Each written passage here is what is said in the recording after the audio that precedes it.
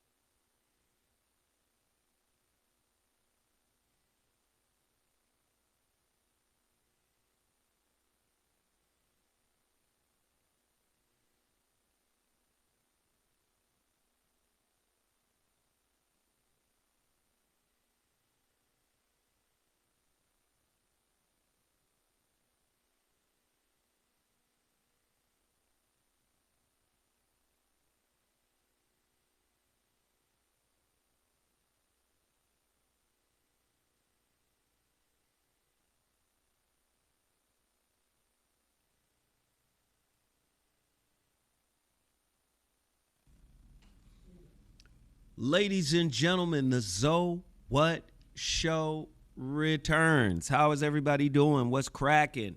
You already know what it is. As soon as you come in, you got to hit that like button. Tap the button, y'all. Tap the button. All right. Before I get into the meat and potatoes of everything that's going on in the world here, we've got some things to take care of.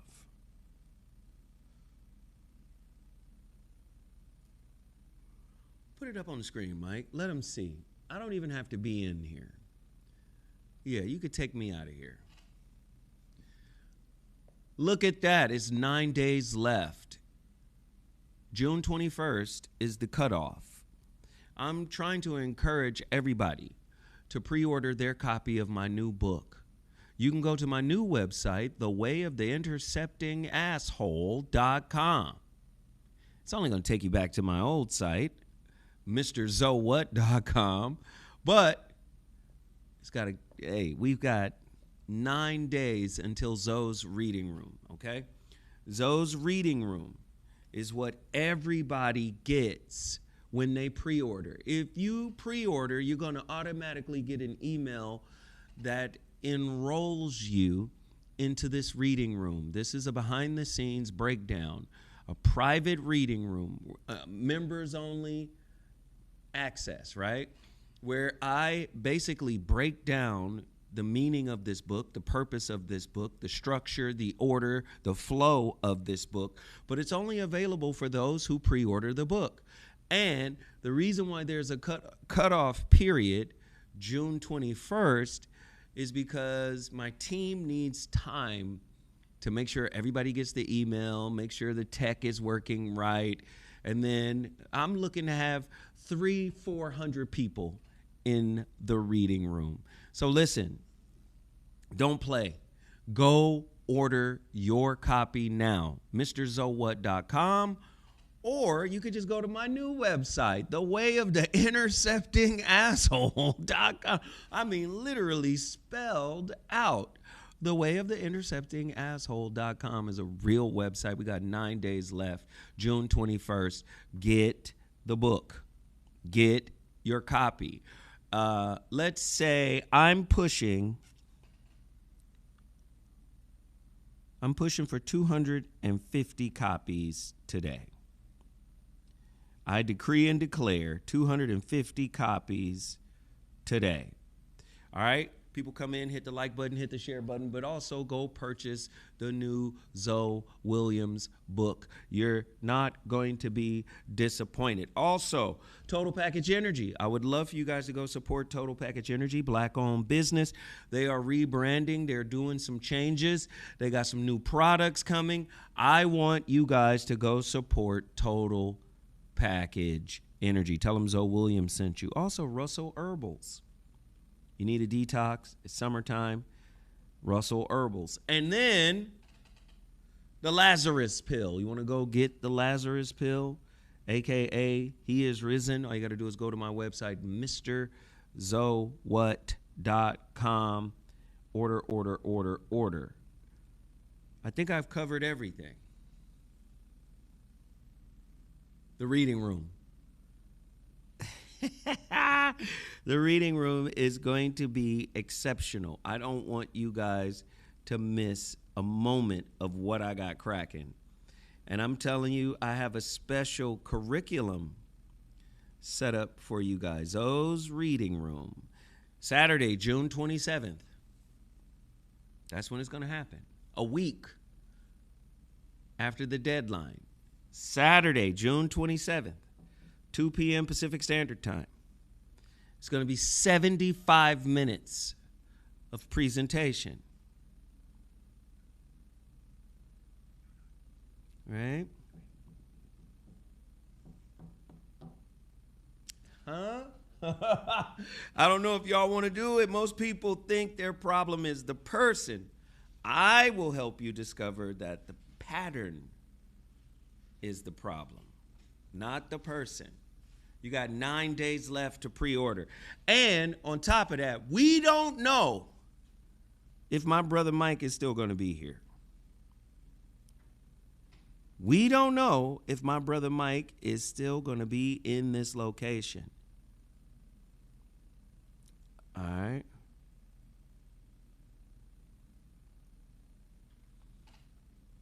Oh, yeah, y'all thought the studio wasn't in trouble? I'm going to keep it a buck. I might just be broadcasting from the crib.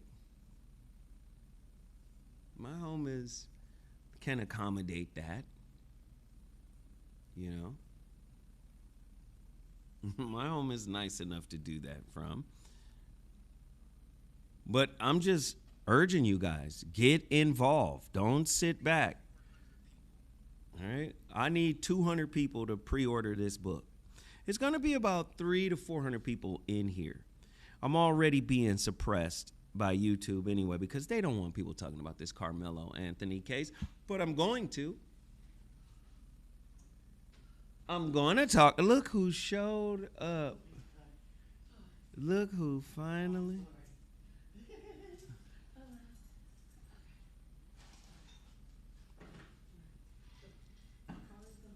What? What the word? Okay, never mind. Everybody tap the screen, hit the like button, tap the screen, hit the like button, tap the screen, hit the like button. Zoe's Reading Room. 9 days left. Yeah. Pre-order now. June 27th, Saturday. That's the Reading Room. I'm going to explain what this it's not a lecture, it's not therapy. I'm going to walk you through the architecture of this book. And I've been saying for a minute, there's nothing in the world like this book. You're going to learn about my framework. I'm not going to say the framework right here. I want the people who are in the reading room to get the framework firsthand. And there are 5, I would say, load-bearing points that reoccur throughout the book. I'm not going to say them right now, but trust me, you're going to love it. All right? You're going to love it. So pre-order should be going crazy. If you pre-order while I'm on the air, I'm going to stop what I'm doing and I'm going to shout you out. All right? Let's set a goal. While I'm on the air, let's at least get 50 pre-orders in here. Oh, yeah. My goal for today is 250. Oh, yeah. That's my goal. Tommy Hooks, thank you. Thank you, thank you, thank you. And there are other ways to support the channel, like Tommy Hooks just hit my super chat. The super chat is the $ down at the bottom of the chat here. And then there's my Cash App. You can Cash App me directly at Mr. Zowat. At Mr. No. Zowat. No, Cash App. Exactly. Is, hold on. What is going on over here? Wait. Cash App is $ Zowat Netter. Back to you, Zo. $ Zowat Netter. So you could Cash App me there. But I'm about to tear into this thing because a lot of stuff is being said, and I really wanted to just promote a little bit, urge people to support the channel, because people will say they support you all day long, but historically, you know, we've been conditioned to kind of not support each other. So I'm gonna get to that. So yeah, you see there's a new website, Sarah. Let me get you caught up. Do you see the graphic behind me? Why don't you take a moment to acquaint yourself? As a matter of fact, take me out of the screen, and then we can look at it together so you can see what's new. Oh, yeah, okay. The way of the intercepting asshole.com. Do you mean www.thewayoftheinterceptingasshole.com? Yes, that's what I mean. Wow! Get your book today at www.thewayoftheinterceptingasshole.com. Back to you, Zoe. So you see, we have the what is that? QR code up there. Yes. Everybody should pre-order by the 21st, so my team can have time to get everybody seated. It's gonna be Zoom. I guess it's gonna be a Zoom. I might even put on a dashiki for this. Oh, we dressing up. Okay. I might. Come on. You know, this is Zoe's reading room, which happens on June 27th. June 27th. So it's going to be amazing. All right. All right. I done promoted everything awesome. And everybody. All right. Do we have the Jamel Hill clip? Jamel Hill. I want to start with the Jamel Hill clip. Okay. I see this over here. All right. Let's play it. Let this be a lesson to us, especially to teach our young Black boys, because we have definitely seen this in our community where the slightest of things has touched off something that can't be reversed. So we need to be having conversation with our young Black boys about emotional regulation and decision making and discernment and wisdom. And those are not easy conversations to have in a world that sees them the way that they do, but we have to have them to save them, to preserve them. We have to have them.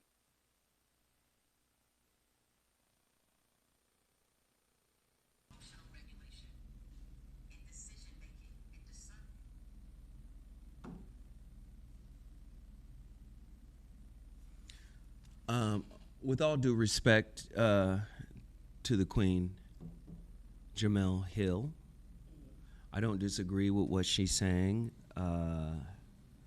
but all due respect. and she's not wrong for what she's saying, and I don't mean to sound disrespectful or to come across disrespectful, because you know how when people say with all due respect, then they wind up disrespecting. Yeah. So I'm not here to disrespect Jemele Hill, but Jemele Hill in this moment represents classical adaptation to a toxic environment for survival. I'm not saying she's wrong, but she's exemplifying what black mothers have done, what grandmamas, big mamas, big daddies, big uncles. In order to survive, she's given the blueprint. Now, some might argue, no, she's arguing for emotional regulation, right? Because he was emotionally dysregulated, which caused him to overreact to a situation and do something, right? Okay, I understand what she's saying. But what I'm saying is oftentimes, and she actually alluded to it in the framing of how she said what she said, which is, we've seen it a million times. This is how our community, everything about our community is adaptation, adjustment, survival. And in order to survive what could happen to you in the judicial system, you need all of these different mechanisms. And I'm not saying that emotional stability, right, or emotional regulation isn't a good thing for men to cultivate and develop, or self-discipline or any of the other things. But please understand where it's coming from while we're here. It's coming from a space of, this is how you survive. I want you to play it one more time, just so you guys can hear what she's saying. This is why I said no disrespect. This is just a different layer to what she was saying. Please play it one more time. Let this be a lesson to us, especially to teach our young black boys, because we have definitely seen this in our community, where the slightest of things has touched off something that can't be reversed. So we need to be having conversation with our young black boys about emotional regulation and decision making and discernment and wisdom. And those are not easy conversations to have in a world that sees them the way that they do, but we have to have them to save them, to preserve them. We have to have them. And she's right. Jemele Hill is right. But my pushback comes from, when are we going to not have to adapt or adjust? Right? Because that's all we've been doing since we've been here. Now, if we look at that adaptation through a psychological lens, adaptation usually comes for survival. Right? Usually. Insecure attachment is an adaptation to something not happening in the child's environment. How many times have we adapted?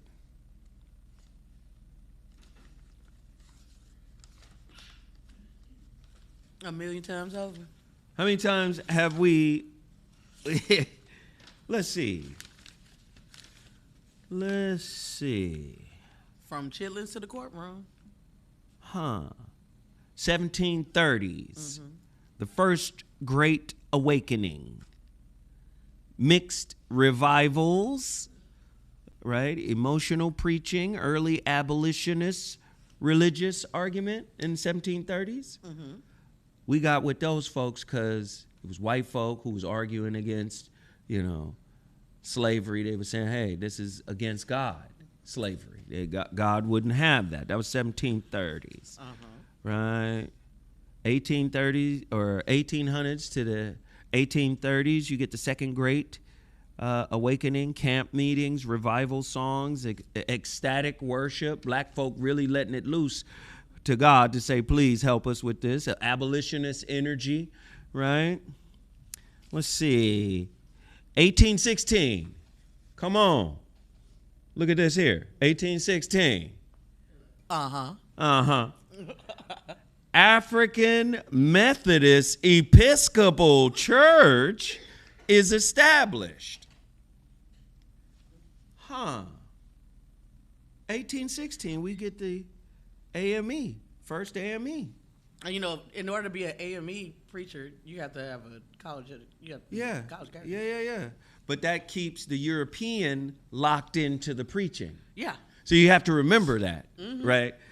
You have to go to seminary school, and you have to be a theologian. You got to study the way they teach it. Do you see? So it is African in name, but not in education, not in doctrine, not in teaching practices. Okay, so we had to do that, right? Because when we were with the Methodists, it was a mixed congregation until they refurbished the church. Refurbished. Oh, yeah, they refurbished the church, and then they interrupted some black folk that were in the wrong section, but they were praying. And that's why I said it was an interruption. You mean you don't have the decency to let these people continue to pray in a church that was always mixed in terms of the people? Then you created a hierarchy of who sat where. This is why the first AME, this is adaptation.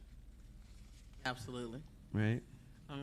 This is why first AME came in. Well, we'll do our own, but not really. Still under the control white folk, right? Oh, okay. Let's see. 1820s to 1830s, American blackface minstrelsy begins. T.D. Rice, right, popularizes Jim Crow. 1865, 13th Amendment abolishes slavery except as a punishment for crime. Slavery still exists in the jail systems. Okay, cool. All right.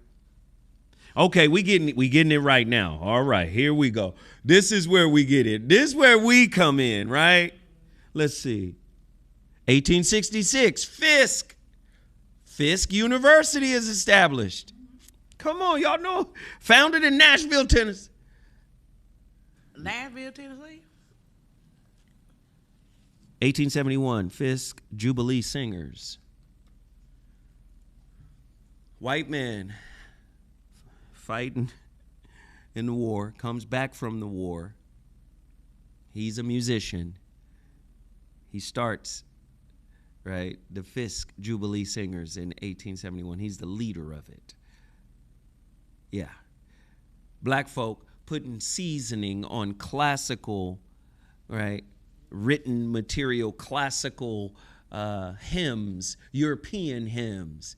And when the black folk put the stank on it with our choirs, you know, the altos and the sopranos and the tenors. And the modulation. And when we start doing that, white folk are just enamored by the talent, but blind to the people.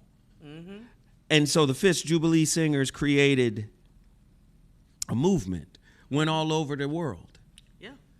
Built up the university through touring. All the others started to follow, right? Yep. Morehouse, Tuskegee, all the other black colleges say, hey, we got black folk here that can sing too. I'm putting my black folks against your black folks. Wow. We've been adapting this whole time. I'm pointing out adaptation. Oh, do you have William Seymour in there? I got so many people in it. Let's see. That started Azusa? Azusa Pacific out here. Oh no, Azusa movement, the charismatic movement. No, I ain't got him in there. Oh, okay. Who is he? Tell me. I'm interested to know. Oh, William Seymour. So, he was a preacher, and he would go, and he was always very weird because he would actually put a box over his head. What? Sometimes when he preached, and because it's hold on, let me pull up the whole thing so it explains it. Please, because I'm interested to know. And while you're doing that, let me do this. We got 4 orders. 2 of them came before the show started, so that means we got 2 orders. But I'm gonna claim it as 4 for today. Our goal is 250 pre-orders. The cutoff day is June 21st. Zoe's Reading Room, it's like a master class. June 27th. So let me shout people out. What up, Floyd? Thank you, good sir. Yeah. Floyd jumped in here. Who else we got? Yes, he is. Let me see. Let me just get let me shout. We got Steven. We got Philip. We got Frederick. And we got Floyd. Let me just say this, ladies, don't underestimate this book. It'll work for you too. Don't sleep on this book, ladies. I'm shouting everybody out. I'm shouting everybody out.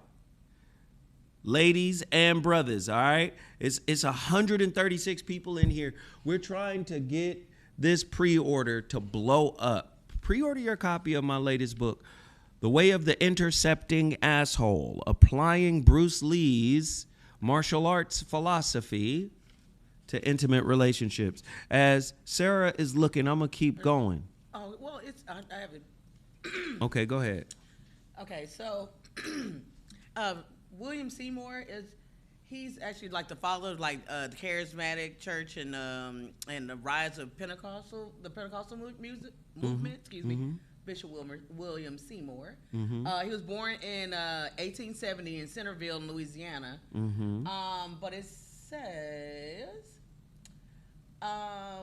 because of the strict segregation laws of the time, Seymour was forced to sit outside like the classroom in the hallways and stuff. Because people were saying he was illiterate, but he wasn't illiterate. I love what you're saying because the word forced causes what? Adaptation. Yeah. Come on. There we go. Sarah's right with me today. Come on.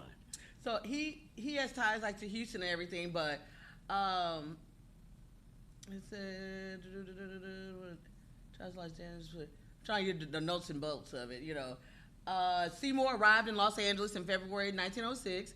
His early efforts to preach the Pentecostal message was rebuffed, and he was locked out of the church. The leadership were suspicious of Seymour's doctrine because he was charismatic, but were especially concerned that he was preaching an experience that he had not received. Moving into the home of Everett Lee, a janitor at a local bank, Bishop Seymour began ministry with a prayer group that had been meeting regularly at the home of Richard the Asbury's, whatever. Okay. Most of the worshipers were African American, with occasional visits from the whites. Okay. As the group sought God for revival, their hunger intensified. So that's what he wanted. He wanted to be a really big revival like to happen. He said, finally, on April the 9th, Lee was baptized in the Holy Spirit with the evidence of speaking in other tongues. When the news of his baptism was shared with the true believers, many followed. Many received the Holy Spirit baptism at Pentecostal revivals, arriving on the West Coast. That would be hard to describe. People fell on the floor as if unconscious. Others shouted and ran through the house. They're talking about neighbors. The neighbor got on the piano and sat down, had never played the piano before, and started playing as if with an ability she didn't have. Over the next few days of continuous outpouring, hundreds gathered. The streets were filled with Seymour preach from his Asbury porch. On April 12th, 3 days after the initial outpouring, Seymour received his baptism of the Holy Spirit. So this outpouring went for quickly outpouring in the Asbury house. The faithful searched for a home for a new church. They found their building at 312 Azusa Street. That's why it's called the Azusa Street Revival. Azusa where? Here in California. That's what I said. Right down the street, Azusa. Oh, yeah. Oh, I thought you were talking about some schools. Child. Okay. The mission had been built as an African Methodist Episcopal church, but when the former tenants vacated, the upstairs sanctuary had been converted into apartments. Anyway, so from this humble location, the Pentecostal truth was spread around the world. Visitors came from locations both far and near to be a part of the great apostolic faith mission revival in 312 Azusa Street in Los Angeles. I know all about this, child. Yeah. And been there. But You been again, there? yes. Oh. I'm from Pasadena. Azusa right down the street. Down the street. Okay. Yeah, Lord have mercy. Now, Yeah. I went to the last Azusa revival in Oklahoma. in Oklahoma. Mm-hmm. I got you. Yeah. So here I am talking about adaptation. Yeah. And I'm talking about Jamel Hill. And she's 100% right. Do black men need to learn? I'm the poster child for lack of emotional regulation. Right? So she's right. I'm not saying she's incorrect, but what I'm saying is it's a shame that we have to do what we've been doing to survive in this type of environment, which is adaptation. You got to remember, white psychologists villainized adaptation. Well, not villainized. Let me use the correct term. Pathologized. So when you get psychoanalyst John Bowlby, and he's in the 50s, and you get Mary Ainsworth, she's from the 80s, they are the foundational pillars of attachment theory. One is American. Mary Ainsworth. The other one is UK. John Bowlby. When they did the research for attachment theory, it was on middle-class white folk in the 50s. So secure attachment is based on that thought process. Insecure attachment is what children do to survive their parents, right? So they adapt. But guess what? Just because you white and you wealthy in the 50s, which the modern right wing, they want to go back to the 50s. They want to go back to that lifestyle in the 50s, but that's not how, it's never going to go back to that. But that's how they want to roll back all of these protections, these civil rights protections, because they want to live in the 50s again, right? Again, we had to adapt and adjust to that. But that's not the only cultural attachment style, right? You got other attachment styles from black and brown folk around the world that don't see what we call insecure attachment as a bad thing. Insecure attachment is an intelligence that a child uses to survive the brokenness or the incompetence of a primary caregiver. Yeah. Now put that in context of black people in America. We've been adapting the whole damn time. White folks show nuance and empathy and humanity when adjudicating white crime. Oh, yeah. They put the goddamn hammer all the way down when they're adjudicating black crime. Yeah. This is why there's a disparity in the sentencing. I'm not here to say the young brother is innocent. That's not what I'm saying. But when I hear Jamel makes me go, damn.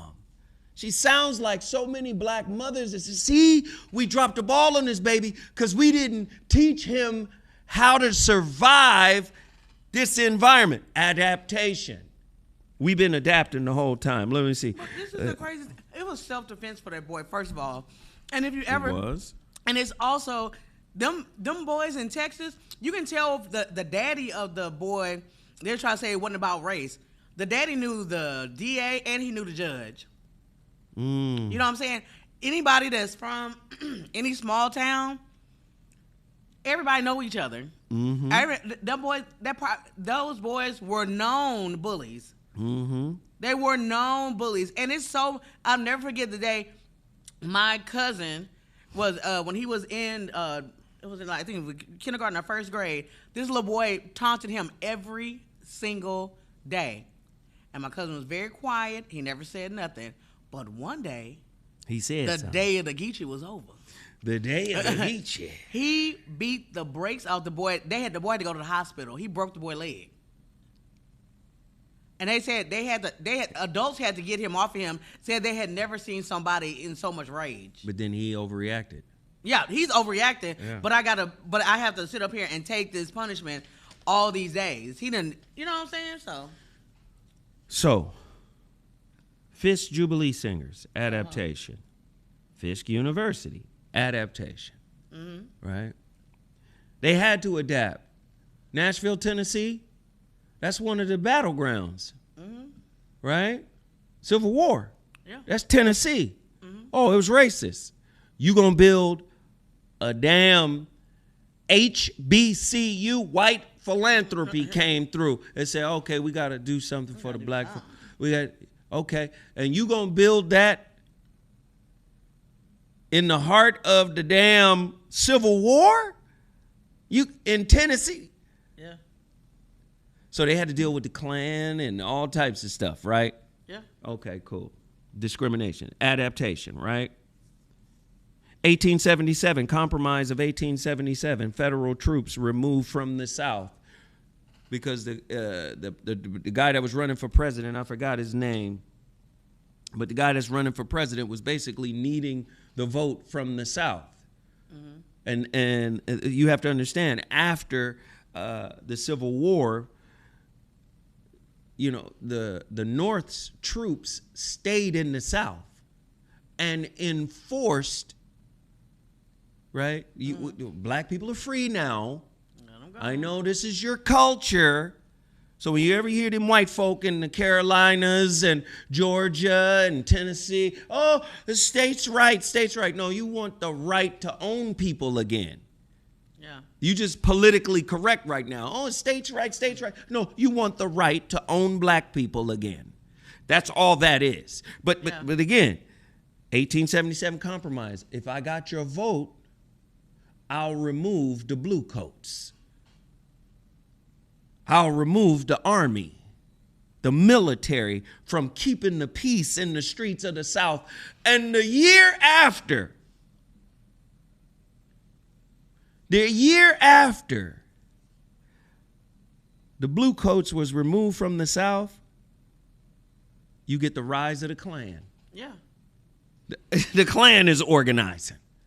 Okay, we had to adapt to that too, right? Yeah, adaptation. Now, in clinical psychology or attachment theory, adaptation is typically insecure. If we're looking at it through the lens of attachment theory. Okay. All right, let's see. 1896, Plessy versus Ferguson, separate but equal. Okay. We had to adapt to that too, right? Okay, let's see. Oh, ragtime music. You remember Scott Joplin? Rags, right? I played in the Scott Joplin Chamber Orchestra. Okay, so that's, let's see. We adapted marching band music and turned it into ragtime. Rags are syncopation, right? We added syncopation. You know, syncopation is rhythm, accent on the offbeat. That's what black folk, Tim, okay, cool. We did that. He wrote something called a Maple Leaf Rag. 1912, W.C. Handy is called the father of blues, Memphis Blues. Birth of a Nation, 1915, spreads racist Klan propaganda. Freddie Keppert said, I'm not doing a record deal. All these people out here know I'm the baddest cornetist in the game. If I do a record deal, they just gonna listen to my playing style and copy it. So then they hired some white people to create the first jazz record. Nicholas LaRocca of the original Dixieland jazz band makes the first jazz recording, and in so doing says outwardly, black people aren't intelligent enough to make this music. This is the white man's music. Talking about jazz. But what was they making? They was doing what they was doing what they always been doing, watching us do some shit and then copying. So Nick LaRocca, he went to his grave saying white folk made jazz music.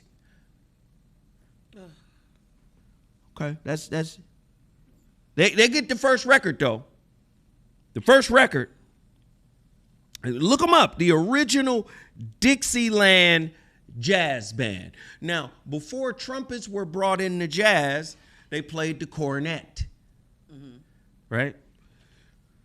This motherfucker here played the shit out of it, but they played it like white folk. When white folk cook, what that food tastes like normally? Bland. Okay. I'm not saying all white folk can't cook now. No, but they learn from black people. Yeah, I'm just saying. You understand me? I'm not trying to be disrespectful. Okay. The original Dixieland band, if you ever listen to the record that they made, just listen to it. Yeah, it's called Mayo Musicians. They're mimicking the sounds of the jungle. Because niggas, we got this from niggas. Yeah. This jungle music. When we went to hunt them, we found them in their natural habitat. 1920, we get the first African-American record. Mm-hmm. That's Mamie Smith, Crazy Blues. In 1922, we get Kid Ory, little Creole brother from New Orleans, but he recorded it here in Los Angeles. Ory's Creole Trombone. 1926, we get Louis Armstrong, Heebie Jeebies. Uh-huh. The first song to incorporate scatting, and the first song to make this man or to position the trumpeter or the cornetist as a soloist. Mm-hmm. First record. Which was actually spearheaded by his wife. Lil Lillian. Yeah, she... They said she played like a man. She got him together. Yeah. Talk to us about him. Come on, Sarah, get in here. Yeah, she's the one who pushed him to the front because he was actually a shy man at first. That's right. And so she again, cleaned like him queens do, she gave him a look because he was a little dusty. She fixed him up, and she was like his manager. She was all of that. And she gave him like the ability and the confidence to go out on his own, and he did not fail after that. Once people heard him, that was a wrap. Got him away from Papa Joe, who was manipulating him and taking the money and taking the money. She told him like, "You loyal, but ain't nobody come see you, Joe. They come to see Lou. They come see him." Heebie Jeebies, 1927. And she loved him. Even after he cheated on her and did all this stuff, she still, to her grave, never changed her last name. Yeah, she took care of him. Got him right. Yeah. Got him lessons. People don't know that. Exactly. Come on. I'm just so cool. Then all while this is happening, we still got to adjust. We still got to adapt. Why? Because in 1927, the jazz singer uses minstrel blackface in a landmark film. That was Al Jolson. Al Jolson, right? Let me put on some blackface. Okay, well, it wasn't. All right. 1935 to 1946, more adaptation, swing era. Jazz becomes America's dominant dance music. You know, Louis Jordan records and popularizes the record Caledonia. Caledonia! What I'm saying is we've been adapting the whole time. Hip-hop is an adaptation. Yeah. Jazz is an adaptation. R&B is an adaptation. And all while we're adapting to survive them, they keep acting like we're invisible while they're consuming the goods we produce. The fashion, the style, the intellect, the articulation, the vibe, the energy. They consume everything we do, but at the same time, act like we're invisible. This kid, what about the psychological piece of it? He's 17 when this happens. He's 19 now. They're giving him 35 years. But never been in trouble before. Never been in trouble before. Tried him as an adult. First off, what about psychology that says Your brain isn't finished developing until you're 25 years old. That's called the emerging adult. And in states like California, New York, Illinois, they are starting to understand this kid didn't know what he was doing when he did it. Now, if there's an argument for I plead insanity, you should apply it to the emerging adult. Yeah. Because if you 17 and you do something or you overreact to a situation, this is why I said no disrespect to the Queen Jamel. I'm not here to disrespect what she's saying. I'm just saying, sister, this is how you protect your child in this fucked up environment response that black mamas have been giving since we've been adapting. We've been adapting this whole time. And so mama would say, or even say, like Bobby from Murfreesboro, Tennessee, Bobby would say, in my day, you put your fucking head down when you go into the job interview. Yeah. You do not look that man directly in his eyes when you go in for the job. That's adaptation. That's what Jamel is giving us as a solution, is adaptation. Adjust and adapt so you can make it home. You've heard Steve Harvey say jokes like this. Make it home. Say what you got to say, move as slow as you got to move, grab your information, make sure your paperwork is correct so you can make it home. That's adaptation. We've been in survival mode the whole damn time. So from a clinical lens, you're not an adult or your brain isn't finished cooking. In many criminal cases, right, in Illinois, New York, and California, are being reconsidered because they're saying who that man is today is not who he was when he committed this crime. His brain wasn't done. Yeah, he's not going to get out of jail until he's 50. You know, and on top of that, and this wasn't even fair. If it was all 12 white people. It was an all-white jury. Come on. But that's supposed to be your peers. The three black people that they had up for it or whatever, they dismissed those. That's supposed to be your peers, though, right? Mm.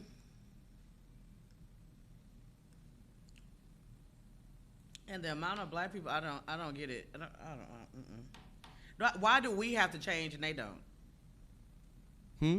Why do we always have to change and adapt to what they doing, but to white people doing, but they never have to change? It's always an excuse for them. Let me give you an example.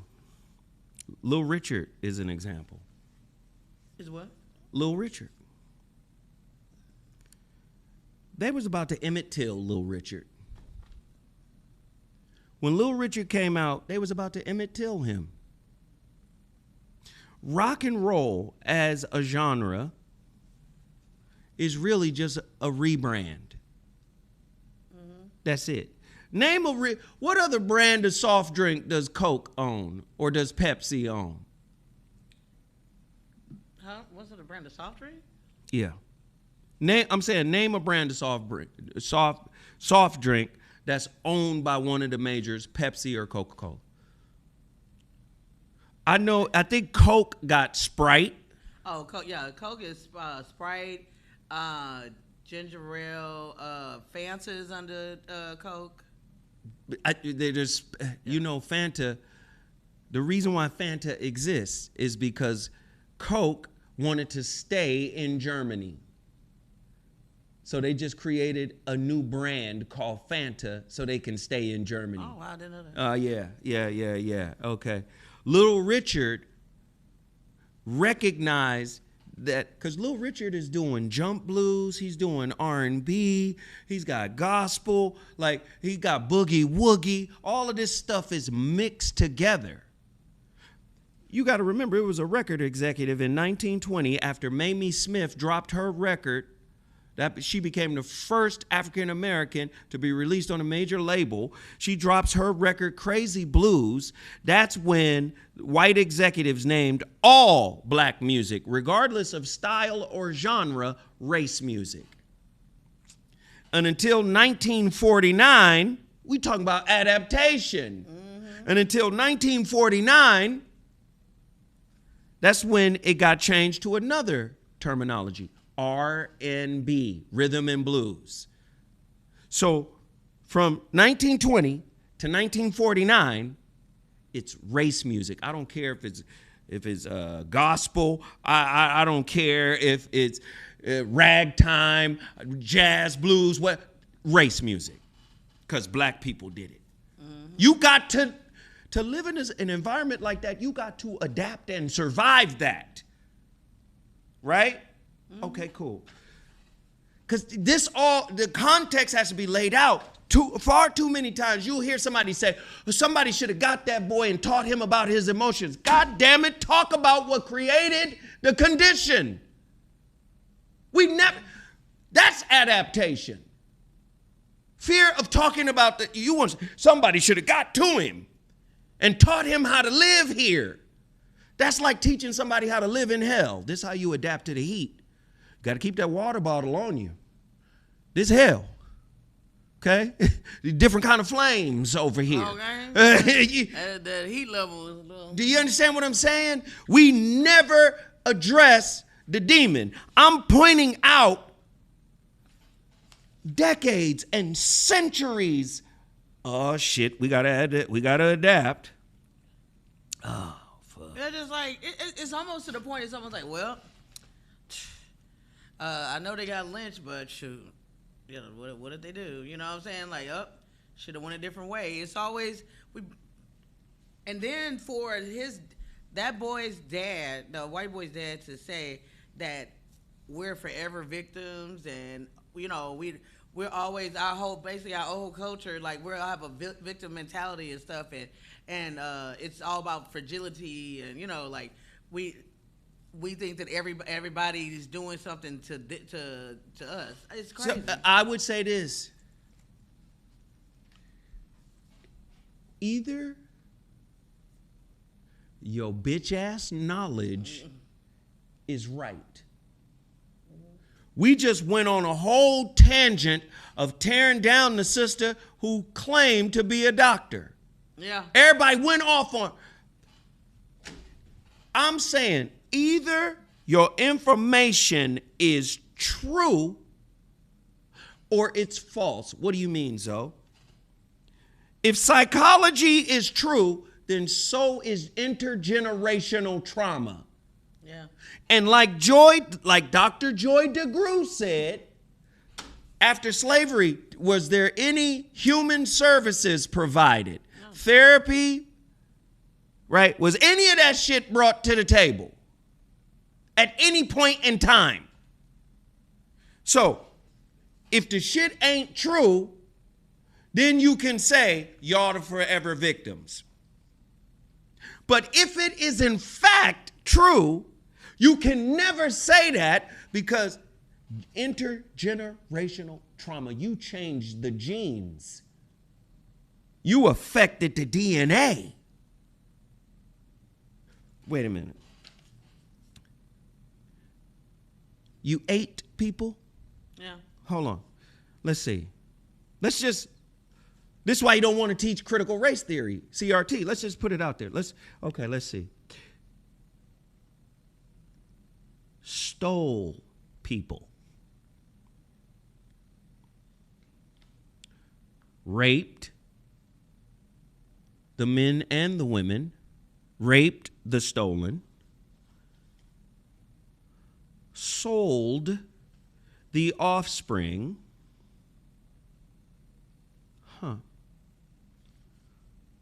Torture.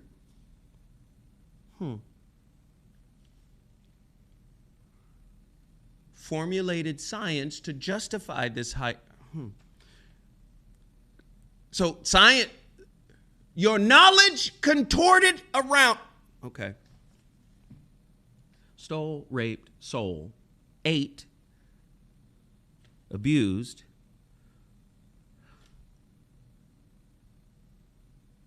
Let's see. Redlined. Jim Crowed.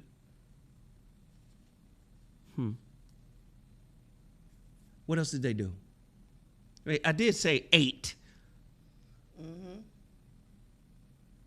So either psychology is true, either is true.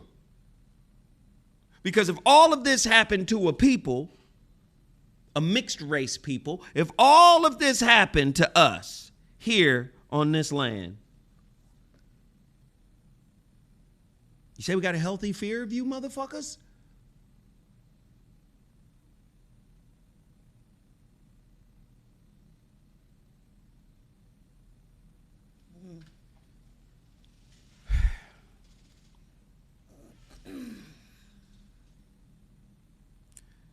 Man, if y'all don't get active in this chat, I'm going to end this. Right, Tuskegee experiments. Yeah. Right? Y'all got to get active in this chat, because who wants to be in here talking to people that ain't got my back on this now? I need everybody to get active. We got 4 book orders. Can you put up the new link for the book order? I want you guys to pre-order like crazy. I am honestly trying to get to 200 pre-orders, 250 pre-orders today, and we got 4.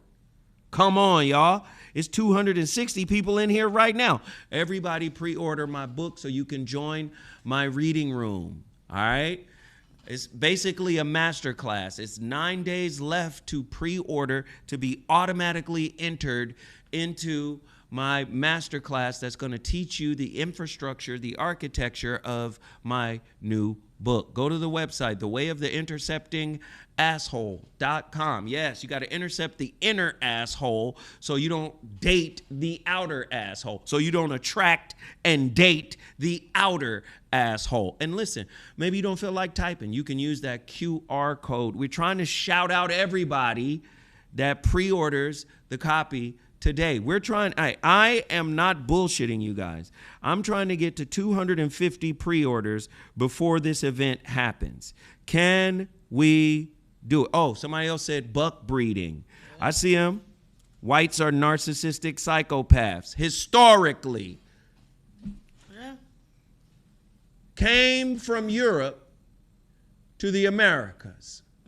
Thank you. And brought diseases with them. What was the name of the disease? Just basic pathogens to the natives, right? The Arawak Indians, and to the natives that just wiped out the natives. They didn't have no immunity for the sickness these motherfuckers came with. Oh, Zoe, that's too harsh. You're racist. You know what's harsh? Trying to act civil, trying to put a civil mask, a refined civil mask over a demonic brute. Yeah. Now, if it happens to your people, you get to turn it around and say, this is barbaric. Who would do this? But if we say, look what you did. Yeah. Look what you did. No, you don't get to call us out. Our kids didn't do that, and you have to protect the children. You don't protect our children. Tamir Rice is a baby who is presumed to be an adult, and they killed him outright. Yeah. Family got to live with it. Just fuck it, live with it. Adapt. You've been adapting this whole time. Adapt. Find a way, move through it, adapt.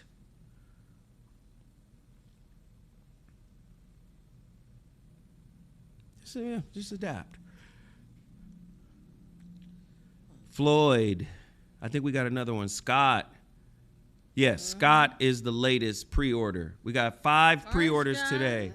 Come on, 5 ain't gonna get it done. We pushing, y'all. This is a major book. This is a major endeavor. I promise you, you will not be disappointed at what we're doing. Thank you, Smell Good 63. Is this making sense? Somebody said crack. Somebody said the papal bull. Karmelo deserved capital punishment. He got off lucky. No. Crazy. No. And first of all, did anybody ask why he had a weapon in his bag? Because that wasn't his first day getting fucked over by these boys. I done been to school. My middle school, I was a lot of times the only black kid in the class. It's a special kind of, and that was back 30 years ago, 30, 40 years ago. Right. So these kids now, if kids are committing suicide for cyberbullying. Right. And you think in person gonna be any different and any less? No. Right. Them boys don't play fair. Especially them some big old white boys too. Now you sound like somebody's mama. No. Them some big old white boys. Them big old white boys. But let me just say this, and this is important. Carmelo Anthony killed somebody. He sure did. He deserved to have, but it's self-defense. George Zimmerman killed somebody. Yeah.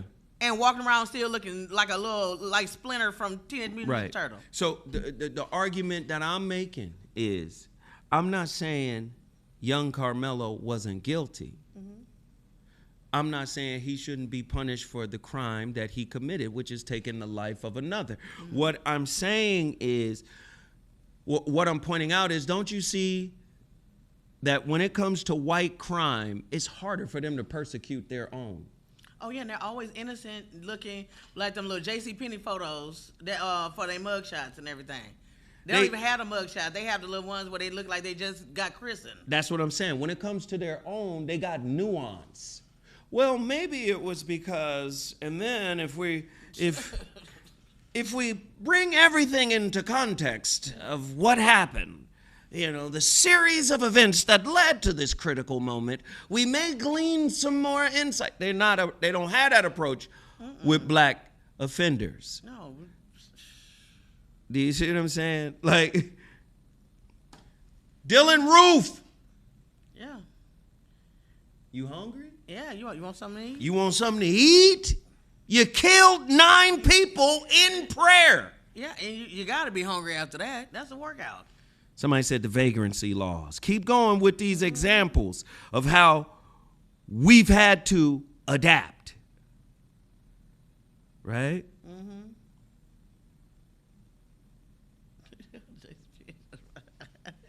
They do be having a JCPenney photo.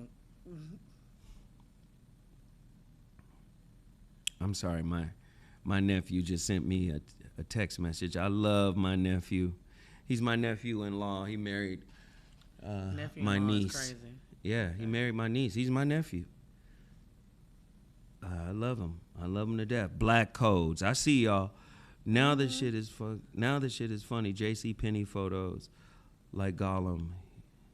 He geeks down when somebody peeps his little games and starts crying. I don't understand. Who said? What are they talking about, Sarah? In the chat? The JCPenney photos? I don't know. No, that's what I said. No, that's what I said. That's what when the white boys up there, when they kill people, Dylan Roof and Rittenhouse and all them, they got their little the JCPenney photos that they take when they sitting on the couch or with their hand underneath their chin and shit. Everybody wants them to look innocent, and they're always considered boys. They're always boys, but he was Mr. Anthony. He was. Look at me. Look at me. Sam Phillips, owner of Sun Records.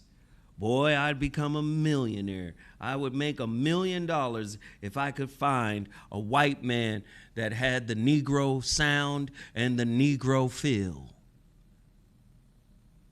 In comes Elvis. Rock and roll is just R&B rebranded.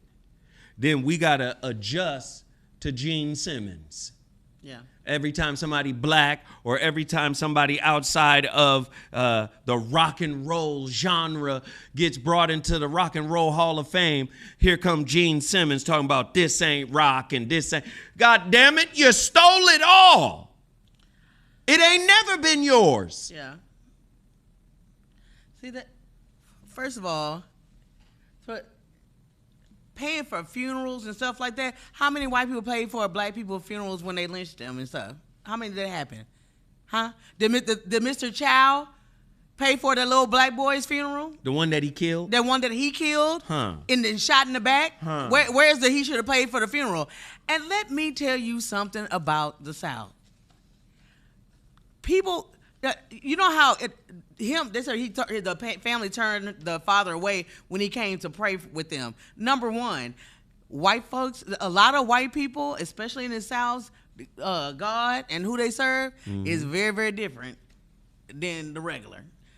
Christian nationalism versus the personal relationship with God that other people have is two totally different things. him trying to pray for them is the same thing as somebody telling you, bless your heart. They don't mean it. They don't mean it. It's that nice, nasty spirit down there, real heavy. Right. And I've experienced that so much. They don't that's their way that they bring up God, so that's the way that they can try to, oh, you're not turning me away, you turning God away. No, it's you. No, it's just you, though. I don't want that. I don't want to. Somebody just, man, please. No, I'm upset about it. It's very disturbing, especially knowing a lot of people, especially not from or been to these small towns, these racist towns and stuff like that. The odds are stacked against you at all times. So let's talk about, are there still sundown towns? There's sundown towns. There's sun-up towns. Shit. They're everywhere. And it's like you can't, these people, when they hate with a passion. But a lot of times you won't see it. Whoever it is that want to talk about the daddy, go look at the video he posted today. Go look at that one, because that'll show you how he really is. That's what he thought from the beginning. Right. That's what he thought from the beginning. He could care less. He called that man, he said he called that boy a watermelon felon. That's what he said. He called his daddy a pussy coward. Yep, there we go. You know what I'm saying? So miss me with all that. He should have had sympathy. He should have that. No, you should have paid for the funeral then. Shit. Somebody said San Francisco is a sundown town. I don't know about San Francisco. That's funny. No, but Sarah is 100% on point. All I'm saying is, if we gonna live here in America, will we always have to adapt and adjust, right? Adjust to how, basically, it's their world. Remember how old people say, this is white man world. Listen here now. Don't get it confused. Don't get it confused. This is white man world. Can a country as unforgiving as America, I say unforgiving because America has never forgiven itself. No. It has never given itself the opportunity to acknowledge what it has done to many indigenous people, especially black folk. The black indigenous people here in America, as well as the indigenous people they brought over here to America. They have never taken a real time, a real moment to just pause it out and say, wow, we did a number on millions of people. Oh, yeah. An indictment of America's ability to see justice through the wound it refuses to heal.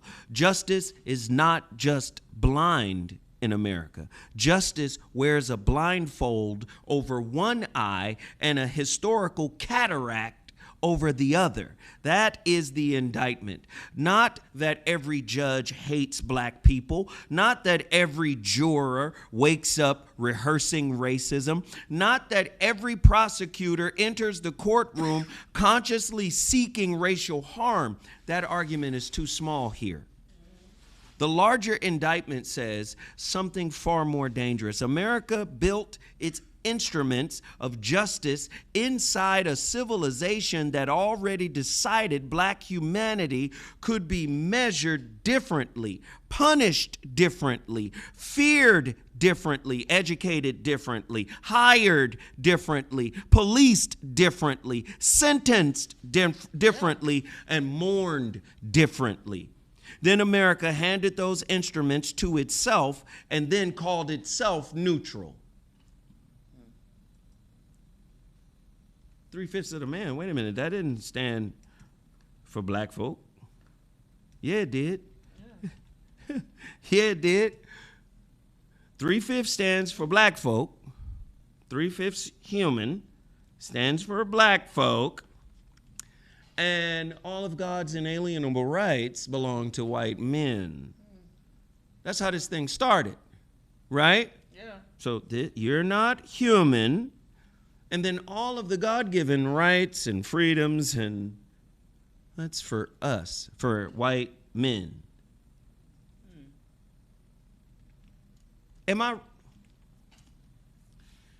Then America handed those tools to itself and then called itself neutral. That is blood in the lens. The lens matters because every legal decision begins as perception. Before the charge, someone perceives danger. Before the arrest, someone perceives suspicion. Before the sentence, someone perceives remorse or remorselessness. Right? Before the jury deliberates, someone perceives credibility. Before the media names a person victim or monster, somebody perceives innocence. The law pretends facts arrive clean. They do not. Facts pass through eyes, pass through history. History passes through fear. Fear passes through race. Race passes through institutions. Institutions pass through power. By the time the verdict arrives, America wants everyone to pretend the process began at the courtroom door, but it did not. Why do you think our commander-in-chief are choosing conservatives as justices? Because there is a conservative right-wing Christian national agenda that's going on, and we need people that could reshape the laws of America that are in alignment with that thought process. But I thought the Constitution was immune to that.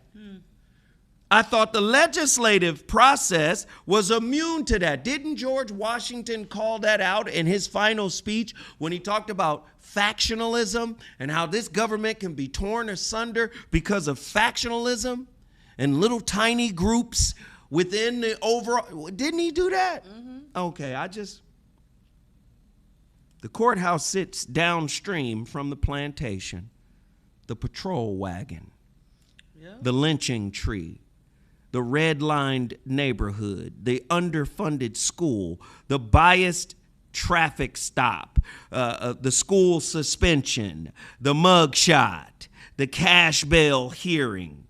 You better take this plea deal, because you know you ain't got the resources to really fight this at a trial level. Yeah, you might as well just take this deal and just sit down for 2 to 4. Yeah, this is a better deal for you. Because if you lose, that's 25 off rip. You want to risk that?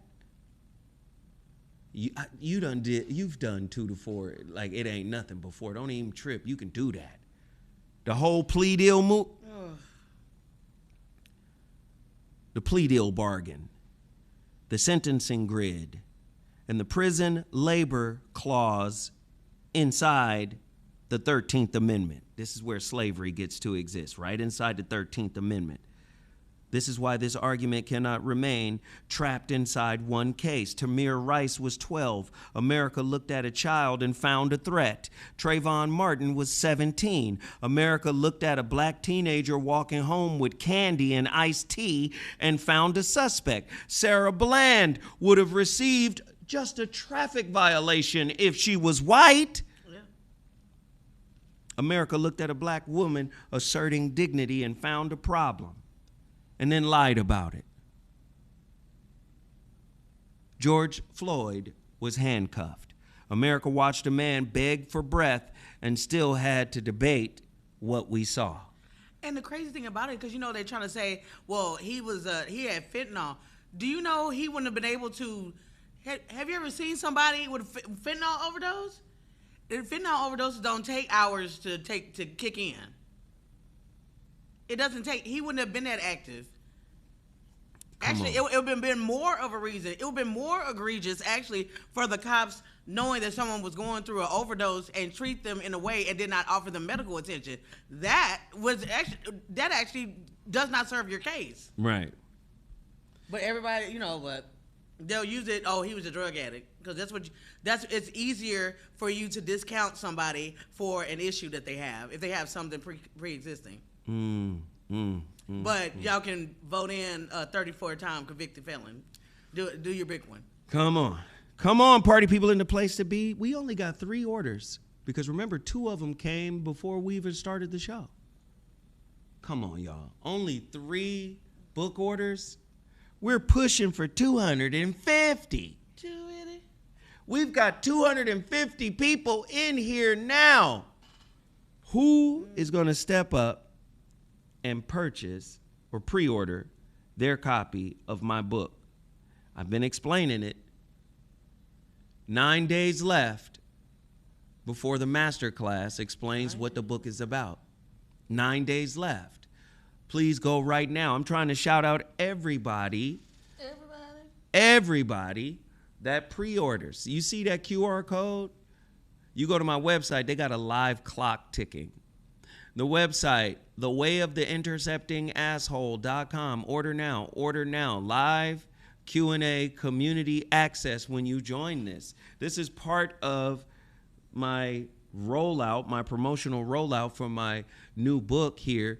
Members only content. You'll be able to have this private reading room with me where I break down the 14 chapters in this book.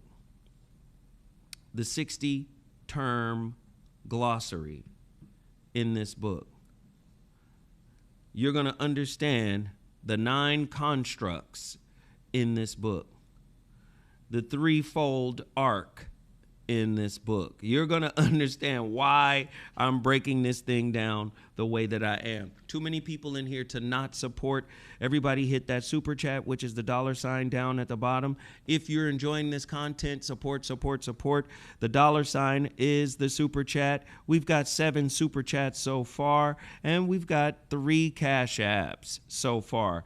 If you want to support, these are ways to do it. Go to my cash app, $Netter, or the super chat, which is the $ down at the bottom of the chat, or you can go to my website, the way of the interceptingasshole.com. Back to you, Zoe. All right. Oh my God. We've got another video clip too, right? Which one do you want to Yes, it's one right there. I want to show it. Should be it's a white guy, right? This one? Bada bing, let's see it. All right. How long is it? If Karmelo Anthony had been white, not only would he have not been convicted, there'd have never been charges. This is Old Texas Paul. Hope your coffee's as good as mine. Well, I hope it's better. I really do. Whole thing was a goddamn tragedy, and it was started by the kid that died. But if Karmelo Anthony had been white and the other kid had been black, these same people that are calling Karmelo Anthony a murderer would be celebrating him all over social media as standing up. Yeah. Young man, 14-year-old man by the name of Carmack Belton was his last name. Was chased down in South Carolina. Chased. The guy had to chase him and shot him in the back. Guy that shot him was white. Belton was black. That jury said self-defense because he was white. The only reason Karmelo Anthony was convicted was because we are a broken, fucking, bigoted country, and Karmelo Anthony was black. Any other way you slice this, it would have been self-defense. We are that fucking broken. Amen. So if we say it, we're playing the victim role. Yeah. If we say it, we're somehow, we don't want to let go of the past. We even got black people parroting these same talking. They're not these same talking points, but the talking points that I'm making right now. It was somebody in the chat doing this shit. You playing a victim and you did this. I'm saying, if psychology is real, Dr. Muriel Bouquet, she's from the DR, right? Mm-hmm. Educated at Columbia, right? fancy. You know how we do. We like to aggrandize. Oh, they went to the Ivy League, and you know, we aggrandize white education. I'm not saying that education isn't good. I'm not saying PWI institutions aren't good institutions. I'm not saying HBCUs aren't good institutions. But what I am saying is whoever is in control of your sense of self and your personal narrative, you really got to be able to trust them to wire your spirit, to wire your brain with their thoughts. Now, you already know the white man is a liar when it comes to history. The white man is a liar when it comes to God. The white man is a liar when it comes to you. Right? I'm not saying education ain't good. That's not what I'm saying. What I'm saying is who educates you matters. And what is their intention? So when I go back and say, do we believe psychology? If we believe in psychology, Dr. Muriel Bouquet is probably one of the most certified sisters you can get. Her book is on intergenerational trauma. And if intergenerational trauma is real, you can never say black people are acting like victims because you never apply that same pressure to Jews. Never. Yeah, and that's so.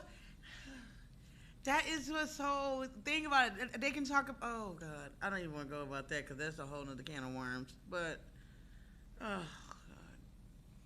Hey Corey, thank you. You're order number 6, which is order number 3 since this program has been on. Order number 3 or order number 4. Excuse me.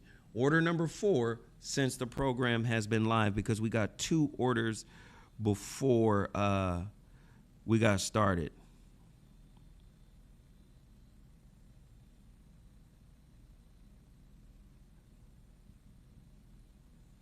Man.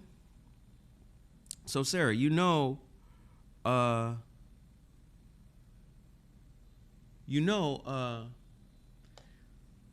this place is going the way of the dodo.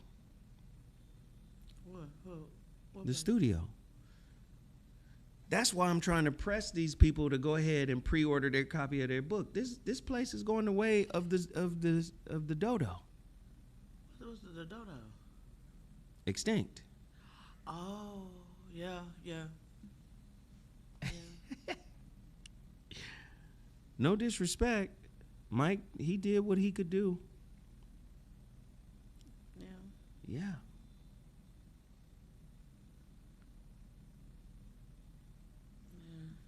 Back to you, Sarah. Oh, man.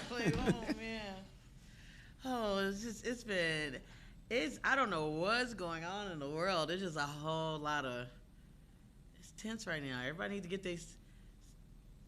get your life right. Everybody get their life right. Everybody get yourself together. Because the thing is that especially,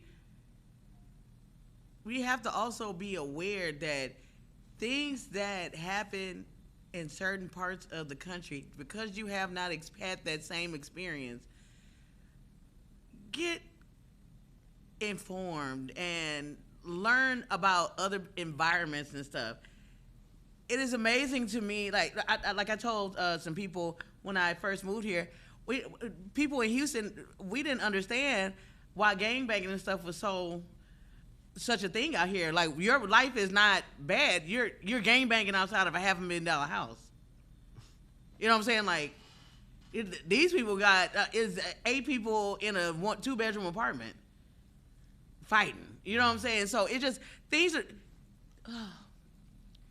We all have to have a form of sympathy and empathy for others, and really try to understand and try to get to know, like, automatically judging people and I mean, oh, they should have did this. How about you listen to them? You know, how do you know what to do? Right. You don't even know what to do with your own damn life, but you out here trying to give, all of a sudden, you Dr. Feeling shit. Doc Feeling. You Doc Feeling. Doc Feeling. Let me shout these folks out real quick. Edwin, you are book order number 5 today. You're our 5th pre-order. You are automatically entered into Zoe's reading room. You're now automatically entered into Zoe's reading room. Want to get your copy today? Please pre-order your copy of The Way of the Intercepting Asshole. You can log on to www.thewayoftheinterceptingasshole.com. Back to you, Zoe. Asshole. Asshole. Asshole. Oh, man. Do we have another clip? Yeah. What is the black man? Bring them on. Bring them on. All right, let's see here. No, KBLA is not going away. No. I'm saying this studio that I'm sitting in right now is going away. I mean, me too, because I don't work at KBLA.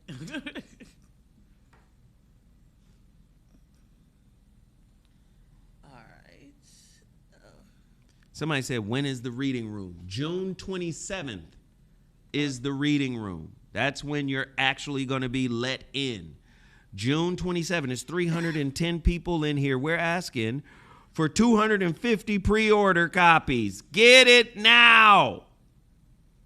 Okay. Go ahead. Play this clip. And I'm not going, you assaulted him, period.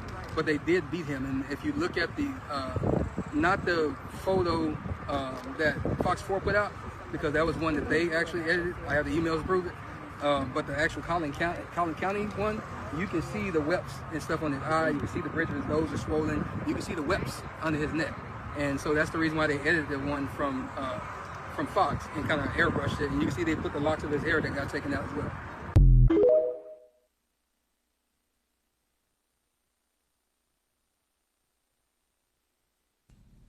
So he's saying you could see that the young man had some physical abuse, some damage to him.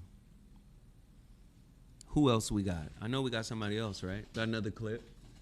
I'm playing the clips because I'm getting different perspectives. And like I was saying, I'm not here to say that Sister Jamel Hill was wrong.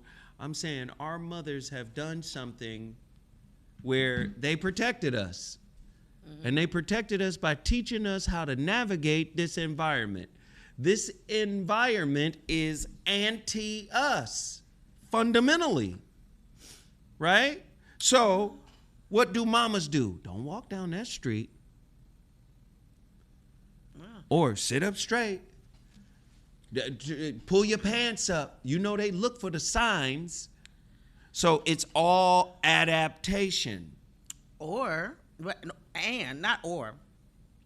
And most people had that aunt or uncle or cousin, big cousin, that take you back to the scene of the crime and have you whoop that ass. Then there's that. You know what I'm saying? But like, usually that's with black folk. Yeah. Now see, usually that's with black against black. Yeah. You rarely saw black people tell their kid, you go out there and y'all jump this white boy. And why is that though? That's the point I'm trying to make. Exactly. Like, we'll do that with other black people. Yeah. But when it comes to white folk, with the same energy. We are in adaptation mode. That's a white person. If y'all go jump that white person, what the fuck do you think is gonna happen? I can't protect you. Haven't you heard your parents say, you do something like that, I can't protect you now? But my mama, I ain't never heard it. When it come to white folk, you go fuck with some white folk. If you go do some shit like that, there ain't nothing I can do for you. I've been told that. And also, it's a different, it's different experience for black men too. Like, you know what I'm saying? Like, my black guy friends went through different experiences than me being in the South. You know what I'm saying? Because a lot of times you're gonna they're gonna look at both of us when we come in the door, but they're gonna follow him. in the store. You know what I'm saying? Like it's a lot of shit, and it's not just white people. You go like Mr. Child people, go up in the shop, but you still gonna buy your little candy from their shops. You still gonna go in there. You see how they talking? How they talking real reckless. Asian people talking real reckless about niggas on the internet now too. But you still want us to go buy your little chicken and your little. And get them chemicals on your nails and everything like that. No. So let's go back. Let's go back to the Jubilee Singers. Why were they called the Jubilee Singers?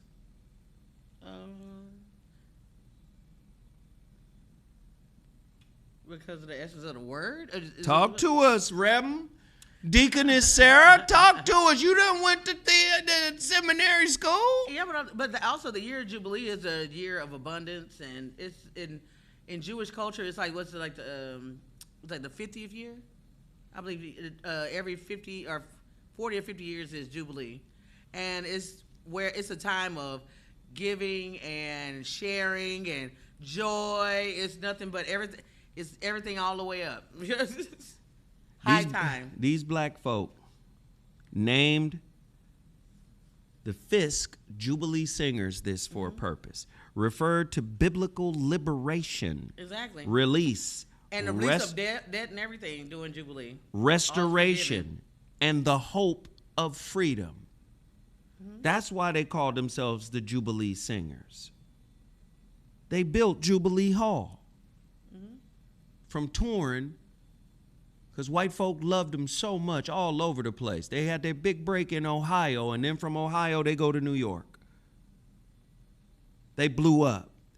It's amazing how they can love our talent so, but still hate us, the people who created, objectify us. They've been objectifying black women forever, right? They've been afraid of black men forever. I'm going to write a book called The Invisible Titty. That's it up there. No black women fed them white babies, nurtured them so they can get up on their feet and be sustainable. And you forget who titty you sucked. It was us. The invisible titty. Back to you, Zoe.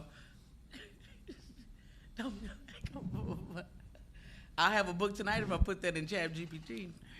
The invisible titty feeding the world, boys and girls, get your swirl. The invisible titty. This is an 80s record, right? Don't be no wrong. She did it wrong.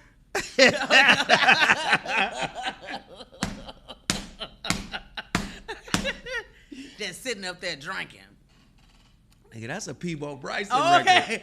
The invisible titty in your mouth tonight. This time you suck it forever. Shout out to Peebo. Ooh, and that hairline. That man, you know. Shout out to Peebo. Man.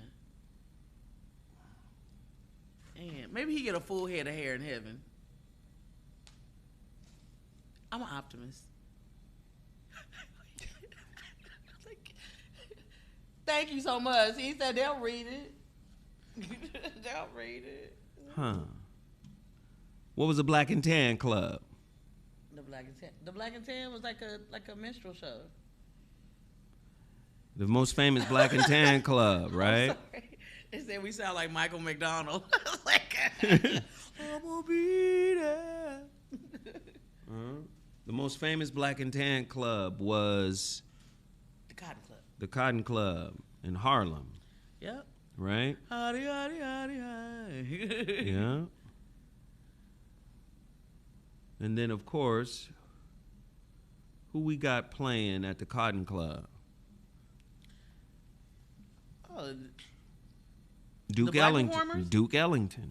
Duke Ellington, Cab Calloway, the Nicholas brothers performed there several times. Pearl Bailey. Who else? Louis Armstrong. Basie. Count Basie, yeah. So A black and tan club is white owned, white operated, Yeah. for only white clientele, Yeah.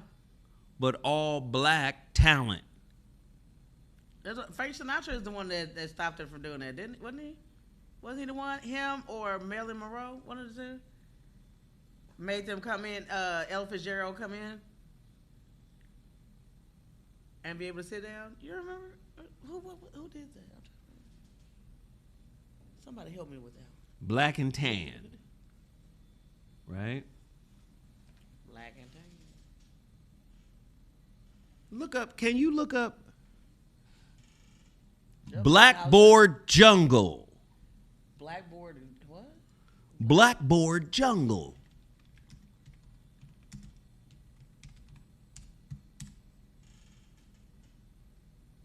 One moment.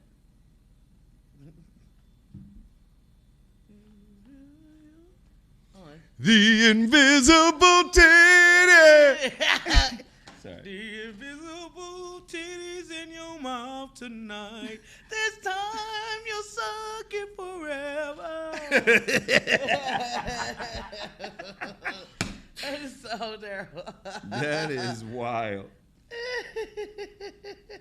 300 people, and the book orders are slowly creeping in. I think we're up to 7 book orders, pre-orders, for this broadcast today. Oh, the one with Sidney Poitier? Is this the Blackboard Jungle? That's right. Read the description with Sidney Poitier. Okay. Read the description. Okay, let's see here.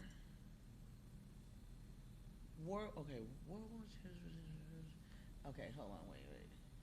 Okay, let me do my announcer voice here. Blackboard Jungle is a 1955 American social drama film about an American English teacher in an interracial inner city school, based on the 1954 novel The Blackboard Jungle by Evan Hunter, and adapted for the screen and directed by Richard Brooks. It is remembered for its innovative use of rock and roll in the soundtrack, for casting grown adults as high school teens, which they did in Clueless as well, and for the unique breakout role for the black cast member Sidney Poitier as rebellious yet musically talented student Gregory Miller. Back to you, Zoe. Blackboard Jungle came out in 1954. Why 1954? Because of that's around civil rights. What court case? Oh, that's around Same year. Jesus. Not separate but equal. Yeah, Thurgood Marshall. Right? Yeah, I'm right. The Brown versus Board of Education. Brown versus Board of Education. 1954. Guess what else came out in 1954? Rock and roll. Rock and roll. Yeah, that's what they said. They combined it. Do you see? Blackboard Jungle. Why jungle? They already told you that the classrooms are mixed. Why are the classrooms mixed in the inner city? That's because of the migration, the great migration out of the South up into the North. Come on. Thanks, Lloyd. Thanks, Big Bro. I took it down. Blackboard Jungle, right? Yeah. Oh, so when the black and browns come, because when you see this movie, you'll see that they got some Hispanic pieces in there, and they got Sidney Poitier and some black folk in there too, right? So that's when the jungle come. And you're going to mix in rock and roll, which is just a rebrand of R&B, rhythm and blues, right? And what rock and roll actually meant was what? Sex. Yeah. Oh, yeah. That's what the R&B artists, the Muddy Waters, the Bo Diddleys, do you see? Bo Diddley. That's what they singing about. John Lee Hookers and all of them, right? They rock and roll is an action. When that girl got on that sundress and I could see through the sundress, she's rocking and rolling. Oh, that's somewhere with a little shape to him. Yeah, it was a white man named Alan Freed from Cleveland that first coined it on his Moondog radio program. Mm-hmm. No, Moon Dog. He coined it rock and roll. But it's really R&B, repackaged for white consumerism. We had to adjust to that. Y'all gonna call a motherfucker who was at our black church the king of the shit we was doing before he was ever thought about. Yeah. Just because he's white.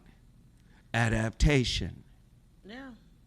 Nobody's having a real conversation like this. 1954 was a critical year. You had the court case that desegregated the schools, right? Desegregated the schools, right? You had rock and roll that was actually bringing people together. Why? Because of technology as well. 1954, you get the transistor radio. The transistor radio made your music choices personal because them white kids, even though their parents experienced, white flight, they started to leave the inner city and go into the suburbs, they could take that transistor radio with them into their rooms. In the dark, under the covers, listening to Little Richard. 1954, you get the transistor radio that personalizes musical choice. Now the parent can't fully control what's being consumed. Do you see? 54 was a critical year. It was a crucial year. Right? And what are black people asked to do? Year after year after year after year. What are black people asked to do? Year after year after year after year. What are we asked to do? Pull yourself up at your bootstraps till you ain't got no shoes on. I love that response. Isn't that adaptation? Yep.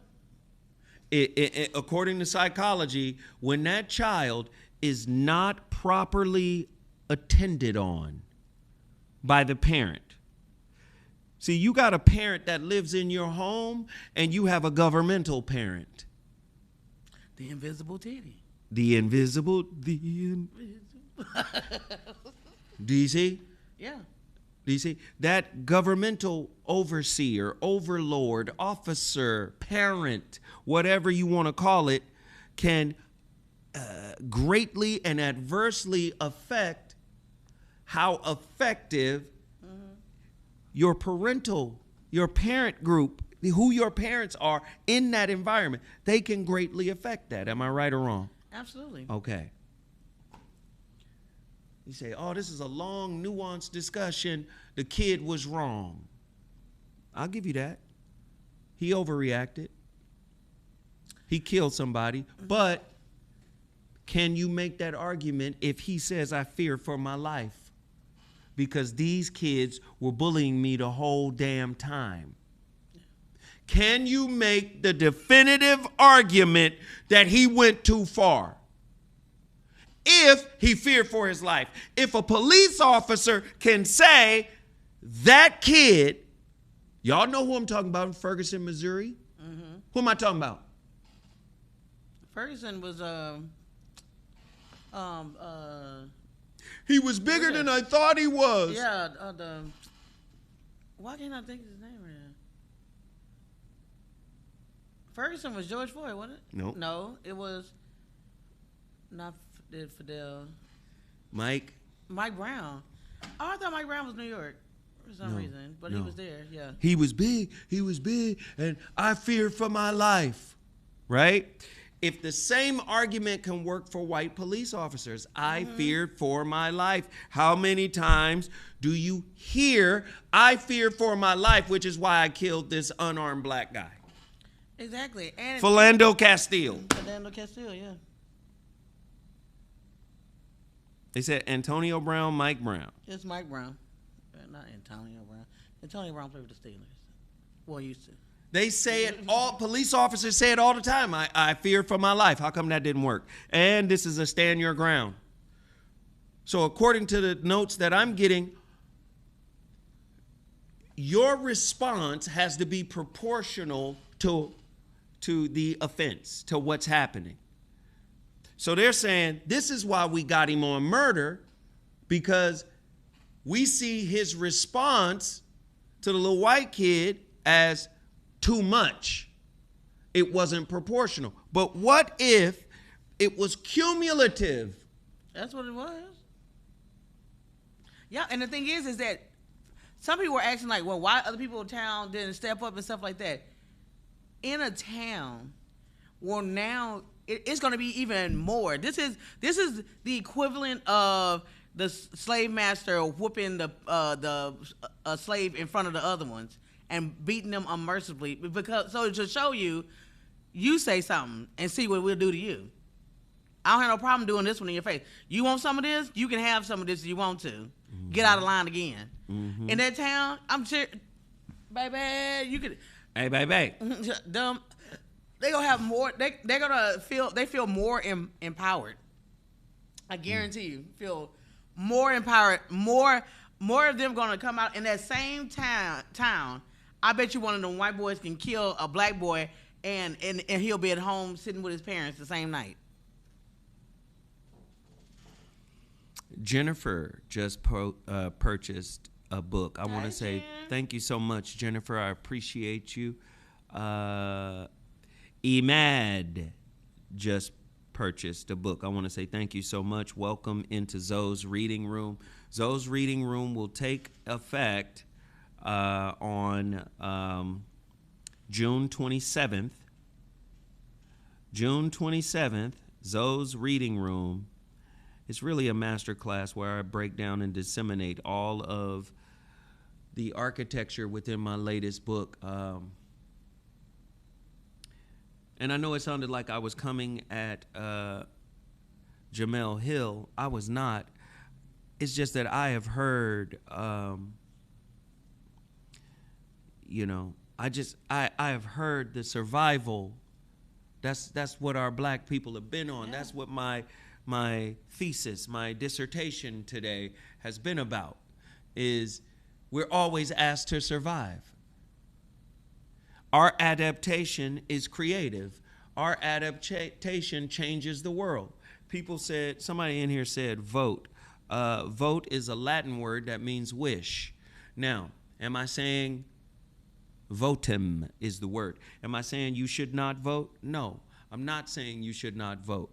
But just like we cannot look at justice in America without acknowledging that this system has a lens over its supposedly blind eyes. When you see the scales of justice and the woman holding the scales, she has a blindfold. In other words, justice is blind. It has no perception of the past. It's only weighing what's here. But that's not what happens. You can see that there are disparities in sentencing. These white folk got nuance. They give nuance when it comes to white criminality. But the very image of having the blindfold on lets you know that justice isn't blind. Justice can see. It just got something obstructing his view. So that's two totally different get-downs. I like that.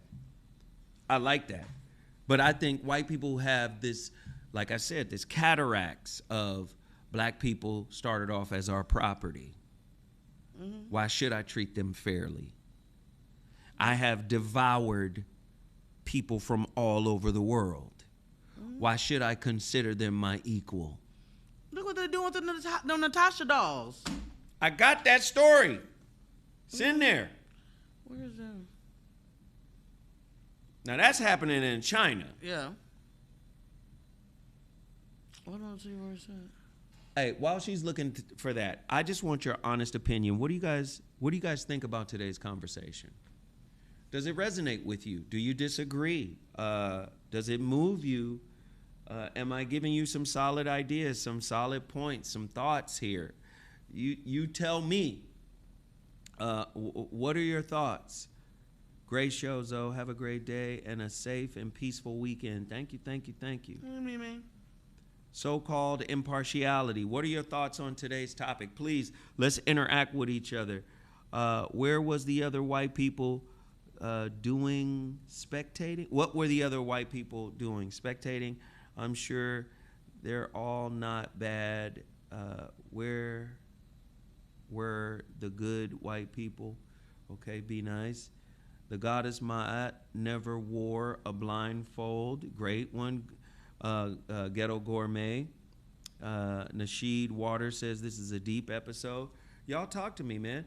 It's 310 people in here. We've got 7 super chats and 7 book orders and 4 cash apps. I'm asking people to support me. No, I'm asking directly. You know, I'm asking people to support this channel. Ghetto Gourmet says the topic today is on point. But do you understand the overarching painting I'm presenting? We're always in survival mode. Survival mode is adaptation. And I'm using psychology and the study of attachment theory to show that when you force a kid to adapt or adjust, you're really teaching them how to manipulate you to get what they want. So when they look at black criminality, they won't take any responsibility to say we created the climate and the conditions that caused this mutation, this adaptation in their behavior. White supremacy doesn't take responsibility for gang violence, for ADHD, right? For broken homes. Where there's broken homes, there might be inconsistent caregiving. Where there's inconsistent caregiving, right, there may be even more adaptation that could turn out to be narcissistic, that could turn out to be psychopathic, or do you understand? They're not taking responsibility for any of this, but yet we're a victim, and the Jews are not, for saying y'all did this to us. Now, back to my point. Either psychology is real or it's a fake science. It's a pseudoscience. Mm-hmm. It's not in there, though. Somebody said Karmelo will, Yogi Fish says Karmelo will win on appeal. Be Nice says good conversation. As a black man myself, why did that young man have a knife at the track meet? I played sports in high school and never had a weapon at a sports function. And I totally understand and agree with that notion. But that makes you know that it was not the first time that it did something to him. To me, that makes it more telling. Agreed. But I would also say 2 things can be true at the same time. You're correct. But I would also say, where was his support? Mm-hmm. I'm talking about family, right? If he's on a football team, my son, my oldest son, he didn't go to no events. That if it was a game or some shit like that, I was always there. Mm-hmm. I done got in many a coach's face for some fuck shit. If my son came home and was like, hey man, it's a whole like weirdo white gang, they up there tripping. I'm the dude that's on campus. Hey man, get your backpack. We finna go to the dean's office real quick. I'm talking to the white bully. You, come on. Come with me. I'm gonna go get the campus cop. Hey, Mr. Sorensen, come here. Get him. Let's go. We're going to the principal's office right now. I'm telling you, those down south, some of them, they not on your side. A lot of them people, they not on your side. But it's going to be documented, and people going to see. But this is the thing. why It got to be out in public for people to know what's going on, and you can have witnesses. Because this is why I'm glad I wasn't raised in the South. Yeah. Because I would whoop white people's ass. They would have killed me a long time ago. It's how I'm set up. Mm-hmm. On the West Coast, we didn't have that. White people and their racism just pretty much stayed quiet. Mm. They would do racist shit like change the locks. Like if you worked there, it was like, oh shit, we gotta fire Robbie. Oh yeah, you gotta, yeah. Mm-hmm. You just come back the next day and ain't nobody there. Tomorrow, we're not coming in for the next 4 days. Just shut it down and lock everything and change the locks. That's how white racism is here. You got to go really far, like often, because you know Southern California is spread out. You got to go really far to see some old blatant like MAGA weird shit. Oh, it's a white settling town here in California. Cause when we show, like, they never would come over where niggas are. They never will. That down south shit where white people, listen, I was considering buying a piece of property in my hometown of Chattanooga. I don't think so. And my cousin was like, oh, for sure, if you live in that area, I'm gonna move in and watch your place for you. Cause it's a fly little area over there. But then his mom was like, you don't want to move in that area. Nope. You don't want to go back to Chattanooga and move in that area. I said, why not? She was like, them people over there. I said, what the fuck does that mean? You know, I will. She was like, it don't work like that down here in the South. Yeah, that's what I'm saying. Like, she was like, you just one nigga. Yeah. like you just by yourself. Like, she was like, wouldn't you want to come home, like, to Chattanooga and chill? She was like, you can't just roll up by yourself. you have to understand, the South is a place where if a white woman said you did anything, she was your judge, jury, and executioner right there. I believe it. They believe everything she said. Everything she said, yep, you did it. And somebody just said something that's 100% correct. Said Orange County is Mississippi, California. 1,000%. Orange County has always been racist. And then when you get black folk who move into Orange County, they always act bougie because they live down there. This is where you get John Wayne Airport. Now, and you know John Wayne was a notorious racist. Yeah, right? I flew on a private jet out of there. Yeah. Right, and this is why they have John Wayne Airport. But I tell you what, blacks were socialized different in the West. White people, listen, I grew up in a generation, if you got outplayed by a white dude, you a bitch. Yeah. If a white dude couldn't win nothing, that's adaptation for black folk. See, if you're doing the research, the psychological research, when you talk about black families and brown families, what you're going to find in their parenting is excellence in homework. And I'm not talking about the bad parents. I'm talking about the good parents. You're going to find a strong sense of self, a strong sense of community. You have integrity. We not participating in that racist shit. This is how we beat this system, is we excel within it. Do you see what I'm saying? You can't come in here with a C. That white kid who gets the C will get the job. You see what I'm saying? You get an A. That white kid who gets the C might get the job. So in this house, you got to strive to the very top in order to have an opportunity. That's how black and browns of the higher ilk parent. Work ethic, respect, honor, integrity, family, community, us together, right?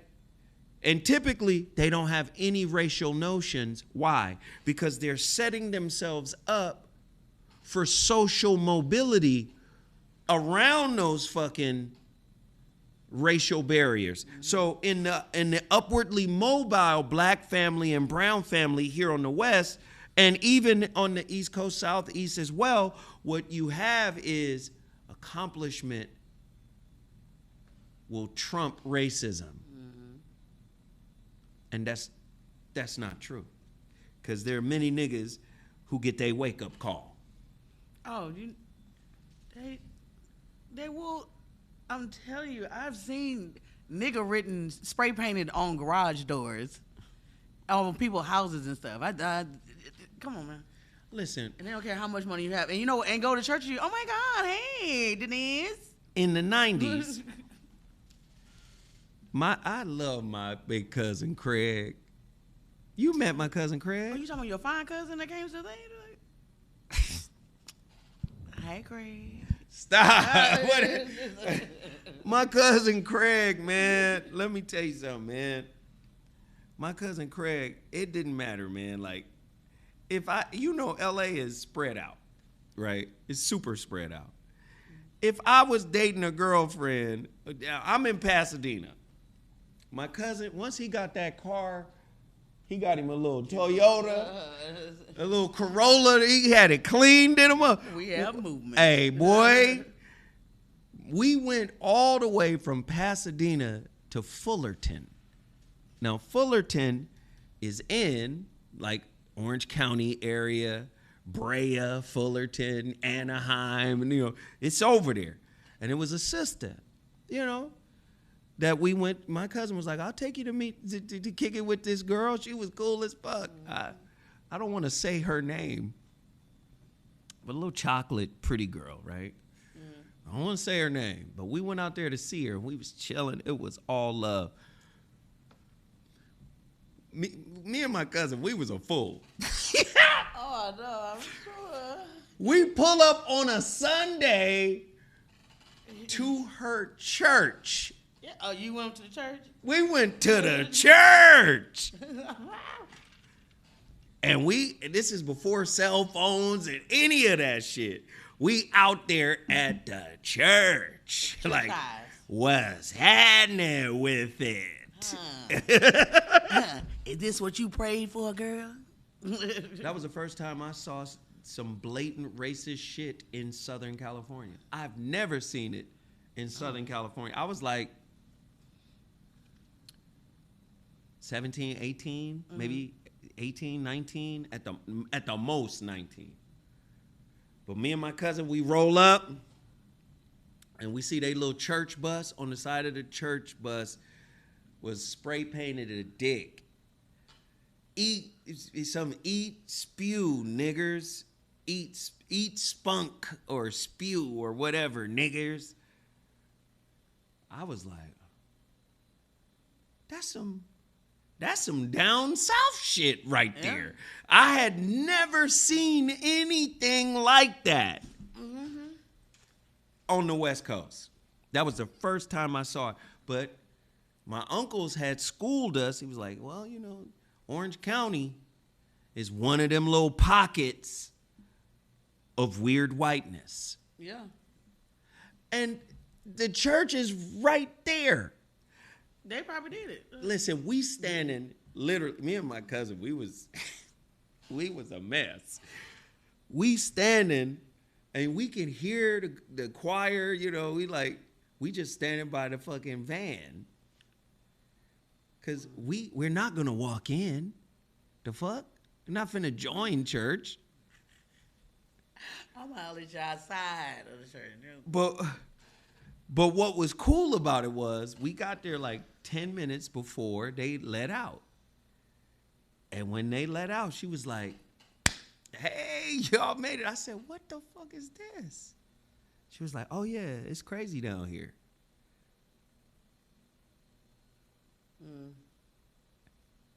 But needless to say, we had a good time at Denny's. We had a time. At the church. All right, y'all. This was good today. This was a great topic, but let me just say, this is a fundraiser. This is a fundraiser for Zoe. I am trying to get to 200 pre-orders of my new book. It's a lot of people in here. A lot of people say they rock with their brother. We teaching, we dropping some jewels, we giving some context, but I really need you guys to support my new book. All right? It's 328 people in here. We've gotten 7 pre-orders. Anybody who pre-orders my book is automatically enrolled in my master class, which will explain the architecture within the book. We have a promo code. I don't know why I haven't given you the promo code. The promo code is ZOSER. That's capital ZOSER. That will give you $5 off of your book. Capital Z, lowercase o, lowercase s, lowercase e, lowercase r. ZOSER is the promo code. Put it in the chat. This is the promo code. You get $5 off of your purchase. When you pre-order, you're going to get an email that's going to explain to you what's going to happen on June 27th. June 27th is the day of the masterclass. Yes. And we are setting it up for hundreds of people to come in. But for me, I don't want to pay for hundreds of people to come in if we don't have hundreds of pre-orders. I'm pushing for 250 pre-orders this weekend. All right, it's Friday. Can I get 250 people? It's 316 people in here now. All you have to do is hit that QR code and lock us in, okay? Pre-order now. And again, there's another way to support, the $ down at the bottom of the chat. Just hit that. That's our super chat. We got 7 super chats. Yeah, thank you, Ashley, for my Cash App, and Latarvius, and for Lloyd. Thank y'all so much. And then you can go to my Cash App. Let me go to the Cash App and shout out some folks as well. Yes, and your Cash App is $ Zowhatnetter. Back to you, Back Zoe. to you, Zoe. Oh, Ashley. Thank you, Ashley. Ashley, thank you. Thank you, That's Ashley. so sweet. Thank you. Arrived late, but thank you. What did she say? I want to read her note. What did it say? Arrived late, but thank you for the message. Thank you. All right. Yes. Support, gratitude. I'm trying to read a note or two here. Sorry. That was from Brandon. Thank you. So we got Ashley, Gail, Brandon, Latarius, Lloyd, and KG. Thank you, guys. See, for me, that book matters to me because I know what it's going to do for our people. I'm doing something that no one else has ever done before. And I'm not a content creator. You're not? I'm not. I don't move unless God gives me a solid concept or idea, Come on, God. and then I push, right? Mm-hmm. Our people, we got to stop being predators or cannibals of our own people. We steal from each other. We don't cite each other. We don't acknowledge each other's creative contributions. Yeah. We start acting just like white folk. They steal. I got all types of people tapping into my shows, listening to what I got to say, but they won't say nothing. They won't open doors. They won't make things happen, but they love my information. They love the way I frame it up, right? Nah, we got to start supporting. Don't just pop in and be listening in the background. What is this? What is the word? Is it lurking? Lurking, right? Lurking, You know. Yeah, it'd be a lot of lurking going on, and they be taking notes, but they don't support. And then they repackage what I say and present it like it's their own. But this is why I've had to be a little guarded with this new book, right? If you're going to participate in this book, you got to join the community. You got to get in here. Yeah. Right? Somebody said prowling. You got to get in here. All right. Do you have any more? Wait, we got another video, right? For the Karmelo thing? Yeah. Yeah. Did we do, right? The white dude with the slightly fitted jacket. Okay. All right. Call to action. Let's get 100 people who are in here right now. Can I get 100 people to order this book? All you got to do is hit that QR code, order the book right now. I'm asking 100 people to get involved. Play that clip while they do that. Karmelo Anthony is sentenced to 35 years. So what happens now? Let me explain. A Texas jury has found 17-year-old Karmelo Anthony guilty in the fatal stabbing of fellow student and teammate Austin Metcalf and sentenced him to 35 years in prison. The verdict has sparked a lot of debate online, so let's break down the biggest legal issues. First, where will Karmelo serve his sentence? Even though he's only 17 years old, he was tried and convicted as an adult. That means he can be housed in an adult prison. But Texas law requires special protections to keep younger inmates separate from adult prisoners to protect them from harm and undue influence. But what about Karmelo's appeal? A lot of people online are talking about the racial makeup of the jury, but the law doesn't require a jury to perfectly match the demographics of the community. To win an appeal on that issue, the defense would have to prove that jurors were intentionally excluded solely because of their race. Simply pointing out racial differences is usually not enough. But what happened to self-defense? This is probably going to be one of the main issues on appeal.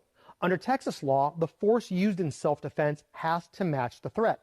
Deadly force is only justified if somebody reasonably believes it's necessary to stop deadly force or another serious violent crime. The jury clearly decided that standard wasn't met, and appeals courts usually don't second-guess a jury's decision on disputed facts. So what do you think? Should a 17-year-old convicted as an adult go to adult prison? Is 35 years too harsh, too lenient, or about right? Did the jury get self-defense right or wrong? Let me know your thoughts in the comments. If you like quick legal analysis, follow me. If you're hurt and it's someone else's fault,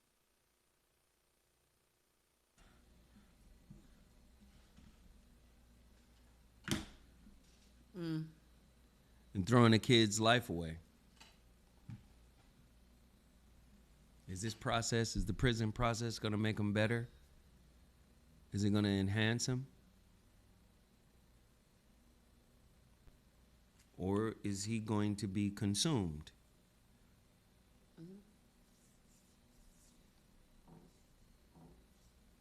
Doesn't matter. If he's convicted, he's a convicted felon, so it doesn't matter. Right? Did the crime, got to do the time. But when he gets out, he can still run for president. Wow. No, he can't. That's only for white people. Oh, it's only white people. Okay. This is just in from my team. My team says whoever purchases during the show today will receive the audio version of the book for free. Oh, my goodness. To listen while you drive when it's released. Yeah, listen while you drive. What? A free audio book is wild. That's amazing. Look at my face. They didn't ask me if they could do that. Hey, you read it. They giving away. They said we'll give away an audio book. Tell them this, though. What the fuck? Tell them this, though. It's crazy. Oh, fresh from the hotline, it's free audio book. Just random gifts from the Zoe team. Give it away. Give it away. And the next 5 callers will get an LA hat. An LA cap. An LA cap worn by Zoe. All right, look, it's 303 people in here. Can I get 303 people to send Sarah $1? Oh, wow. People made the cash out up there. How would that be if 303 people sent Sarah $1? Oh, my God. I could get like 2 tanks of gas. 2 tanks of gas is crazy. Will this put my life in danger by doing steps? I'm confused Me too. by the question. Karmelo's lawyer is suspect. A lot of people have been saying that, but they didn't have it. I said, was his trial like his? I don't think his trial was like the day by day thing, and they had the recaps and all that. Like they had was focused on Mr. Child's trial. You know what I'm saying? Yeah, just shoot a kid in the back. Oh, I think what is it, a bottle of water or something? I don't know. Yeah, that he did not steal. Yeah. All right, I see a book order coming through. Who is this? I want to shout him out. I want to know who. You want to tell me your name? Davy Lee. You're all the best. Thank you, Davy Lee. Davy Lee, you are the best.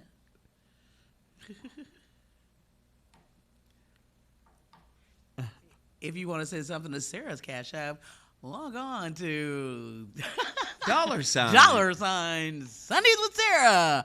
Oh, and while you're there, you can go to $. Zoe What Nutter. Back to you, Zoe. Back to you, Zoe. And to the lovely people that keep on thinking that if you log on to the shows after and give me a nice, cute message telling me how you do not like me, I respond. I think Zoe, you deleted one of my comments because I went too in the paint. But wait, what happened? No, you didn't delete it. But yeah, I'm gonna be myself, and thank you, Zoe, for letting me be myself. And if you have a problem with it, I will read it, and a lot of times I will respond whenever I have time. But yeah, keep them coming, and it doesn't change anything. It doesn't change anything. Back to you, Zoe. Thank you for letting me be myself again. Yeah. Hey, man, this was a great discussion. It really was. Next week, you can get your copy of Invisible Titty. Who was Paul Whiteman? Paul Whiteman. A white man. Paul Whiteman was a white man who claimed to be the king of jazz. A white band leader marketed as the king of jazz. The irony of white musicians receiving royal titles in black created art forms. Who was Benny Goodman? Oh, a white Jewish clarinetist band leader known as the King of Swing, even though he was using Fletcher Henderson's arrangements. Oh, that was a black man, Fletcher Henderson. Many people consider him the person who created big band. Yeah, we've been adapting and adjusting this whole time. Well.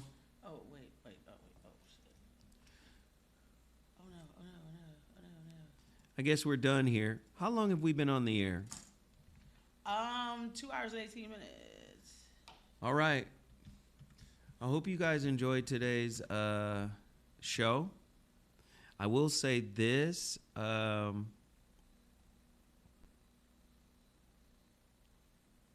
We got to 9 pre-orders. All right. I am not bullshitting, though. I want to get to 250 before the 21st. So please keep in mind, this studio is leaving. In other words, I might be leaving this studio because it's going out of business. The next time I may hop on here, it might be at the crib. It might be at the crib. Like I said, I just got to, Sarah, you been to my house? Yeah. You see in my bedroom, I got that audible. I didn't go in your bedroom. I don't go to a man's bedroom. Not that. You ain't gonna have these people thinking I'm in your bedroom. No way. Thanks, Dwayne. Hey, Dwayne. Hey, Dwayne, you gotta. That's actually our 9th book order because we had 2 before. So we've gotten 9 book orders, pre-orders so far. That's crazy. Anybody who pre-orders from this moment, again, like I said, we'll get a free audio book to listen to in the car. I ain't go in your bedroom now. I would. I ain't going to your bedroom. Tori said she didn't get to the dungeon. What kind of, hey, what is that? No, I'm just saying the way I got it set up in there, man. There's this nice, my little suede business, like my suede little chair with the suede ottoman. It's real nice. It's a nice little setup. It's a nice little setup, and I'm like, maybe I'll just broadcast from there. Well, why not? Turn the ring light on. Come on, ring light. Somebody say, now you've been in that bedroom. Oh, No, Sarah's never been in my bed.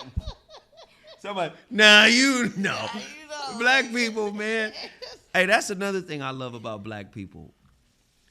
And to me, it's indicative of the fact that we are a collectivistic society that exists within an individualistic society. And this is how you know. Online, the chats in everybody's comment section be some of the funniest motherfuckers in the world. The shit that they come. We are one big ass comedian. Listen. All them comics came from somewhere, right?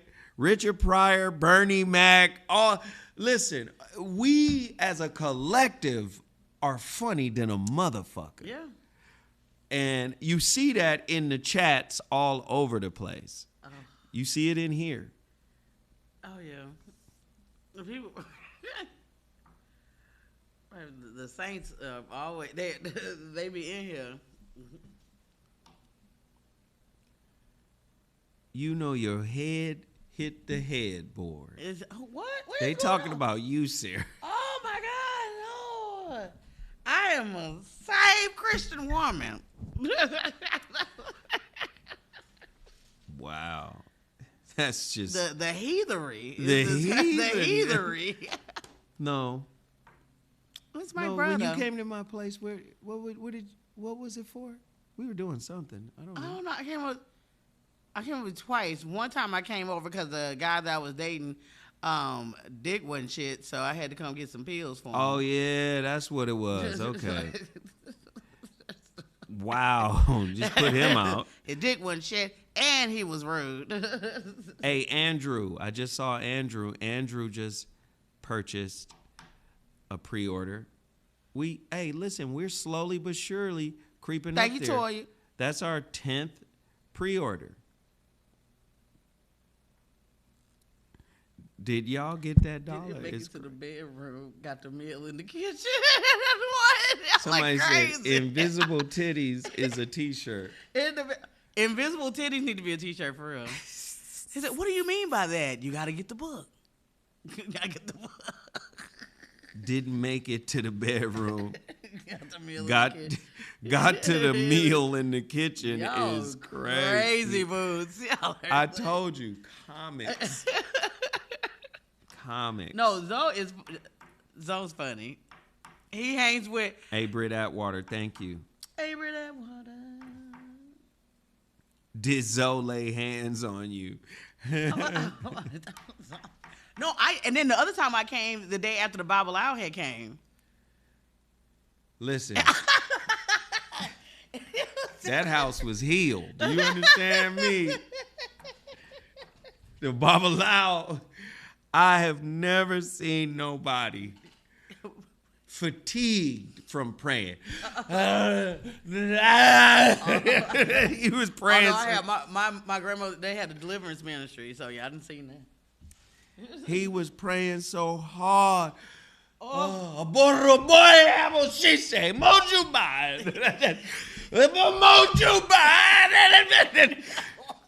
said, what? I I said, God damn. Listen, he had ducks in it. The ducks is swinging. Listen, by the time he was finished, I think the ducks was dead. You got me swinging.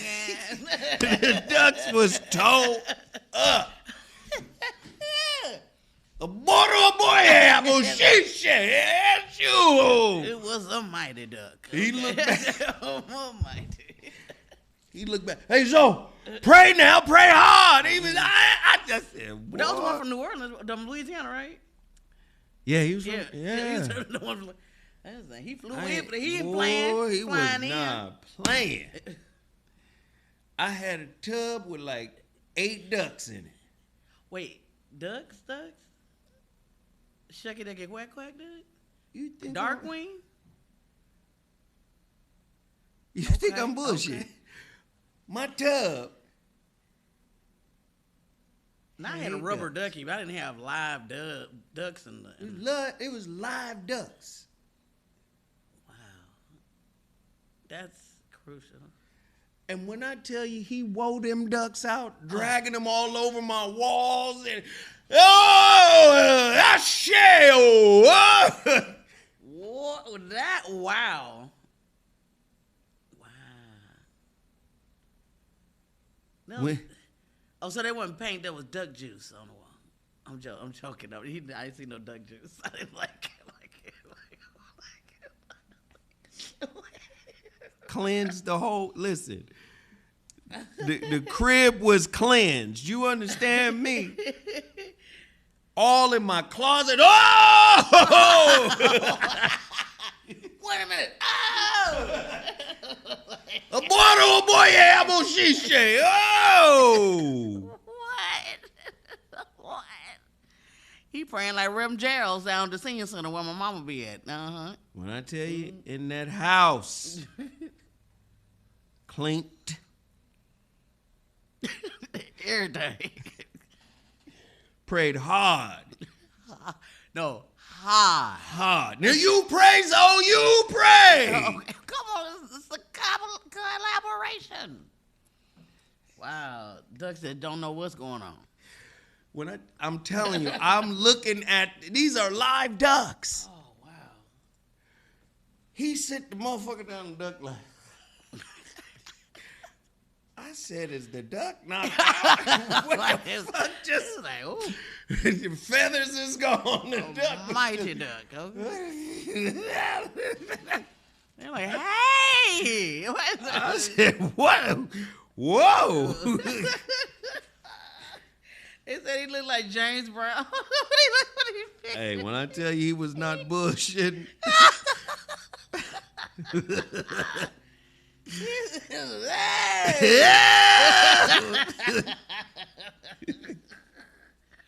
Oh my Lord! I was like, you got a Baptist Bible out? Like, oh, what is going on? Hey man, he had it. Hey, he was not playing. That's all I gotta say.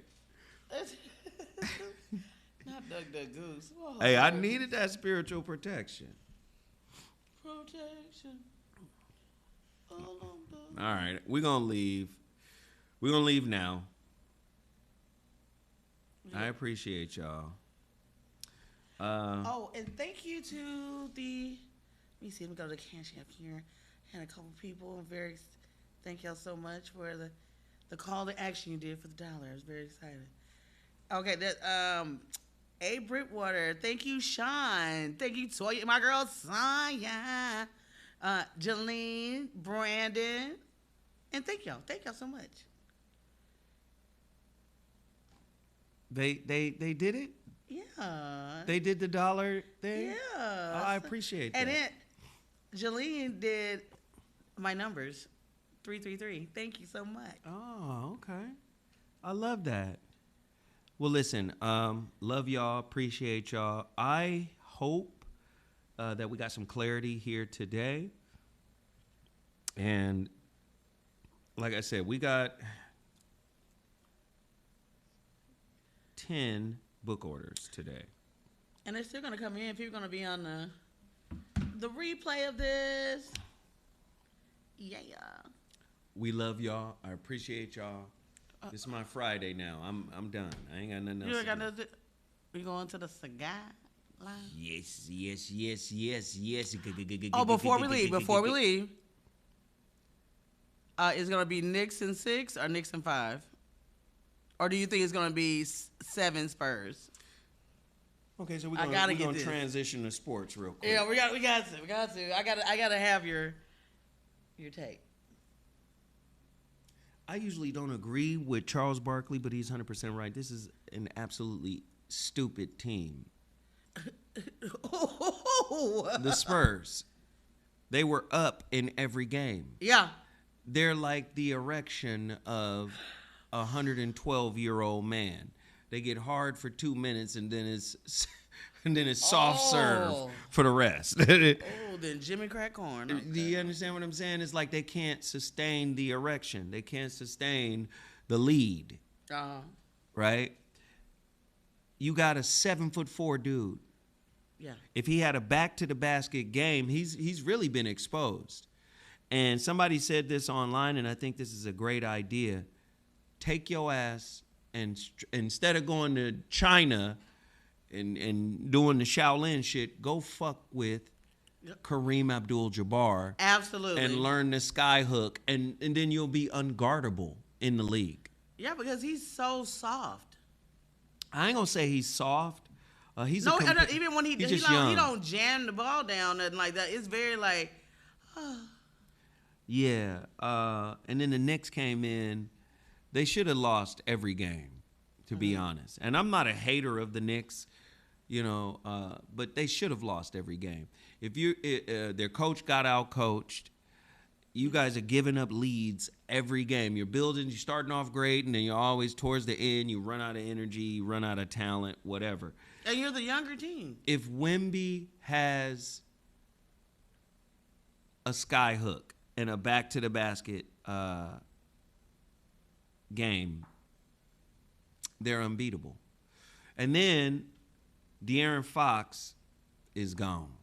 You're not the dude you used to be. No. You're gone.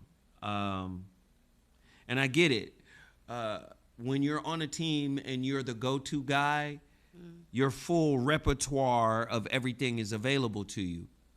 When you come to a better team and you have to kind of pull your game back, sometimes it dulls your game because you're not doing all the things you were asked to do in Sacramento. Yeah. So he's not as sharp, a little bit injury prone. That jumper is not available. The point guard wizardry that he was known for in Sacramento, that's gone. Yeah. And he's probably being treated like an afterthought there. Not disrespectfully, but kind of like this is Wemby's team, so everything is probably flowing through Wemby, and he's getting kind of the scraps. But talent-wise, there's no way he shouldn't have been able to compete with Brunson. Brunson has been cooking all them motherfuckers. All of them. And whoever braids his hair, I like that. Wow. Fox. And And Fox, I think I really didn't pay attention to him that much either because Fox never had a wave. Like, he needs to brush his hair more, and I think that wouldn't help his game quite a bit. But I also think that the young man is very talented, but he has to get into. Wemby is talented, but he has to get some grit. He has to get some soul to his game. You know what I'm saying? I look up his birthday. I think he's a Virgo. Oh, he's me. He's a competitor. Trust me. He's a competitor, but he's gonna be fine. Yeah, but it's his first year. People be doing too much. No, this is his third year. I mean, it's his first year that people know about him. But they're all very young, and his answer when he said about like the whole thing, they just happen to be there. You can't be. These people outside would tear you apart if they could, so the Knicks could win. You know what I'm saying? Like this is very serious. Sports is serious to a lot of people. And then their fans are fucking insane. beating up people and doing all kind of weird shit. That's weird. Yeah, that's weird kind of stuff. Yeah. Oh, and to answer the question, Sarah, did the pills do him some good? They actually did. Yeah. He's probably, but at the same time, he has a new girlfriend now that don't have no edges. But I hope he finds some pills for her because he's trash. Anyway, back to you, Zoe. I'm saying, what would those pills be? Hey, put this on the screen as we leave. Just let them look at that for a while. Everybody, get your phones up. Call to action. Get your phones up. Yeah. And just listen. Hit that QR code. Order your book. I promise you, this book is going to change the way we view relationships. It's going to change the way we interface with one another. That's the website, thewayoftheinterceptingasshole.com. But if you want to go quicker, just hit that QR code. I'm going to leave this up for a few minutes. Everybody take the time to super chat or cash app or do whatever you can to support the channel. I hope you enjoyed today's topic. I hope we made some semblance of sense. You are appreciated. I love you. Thank you, Sarah, for coming through. And don't forget to support Sarah on her cash app, $Sundays with Sarah. Yeah, thank you, Zoe. Yes. Pre-sales are still in effect today. Please log on to www.thewayoftheinterceptingasshole.com. I would say back to you, Zoe, but back to you next week. And as always, thank you for listening. Like, share, subscribe, and support.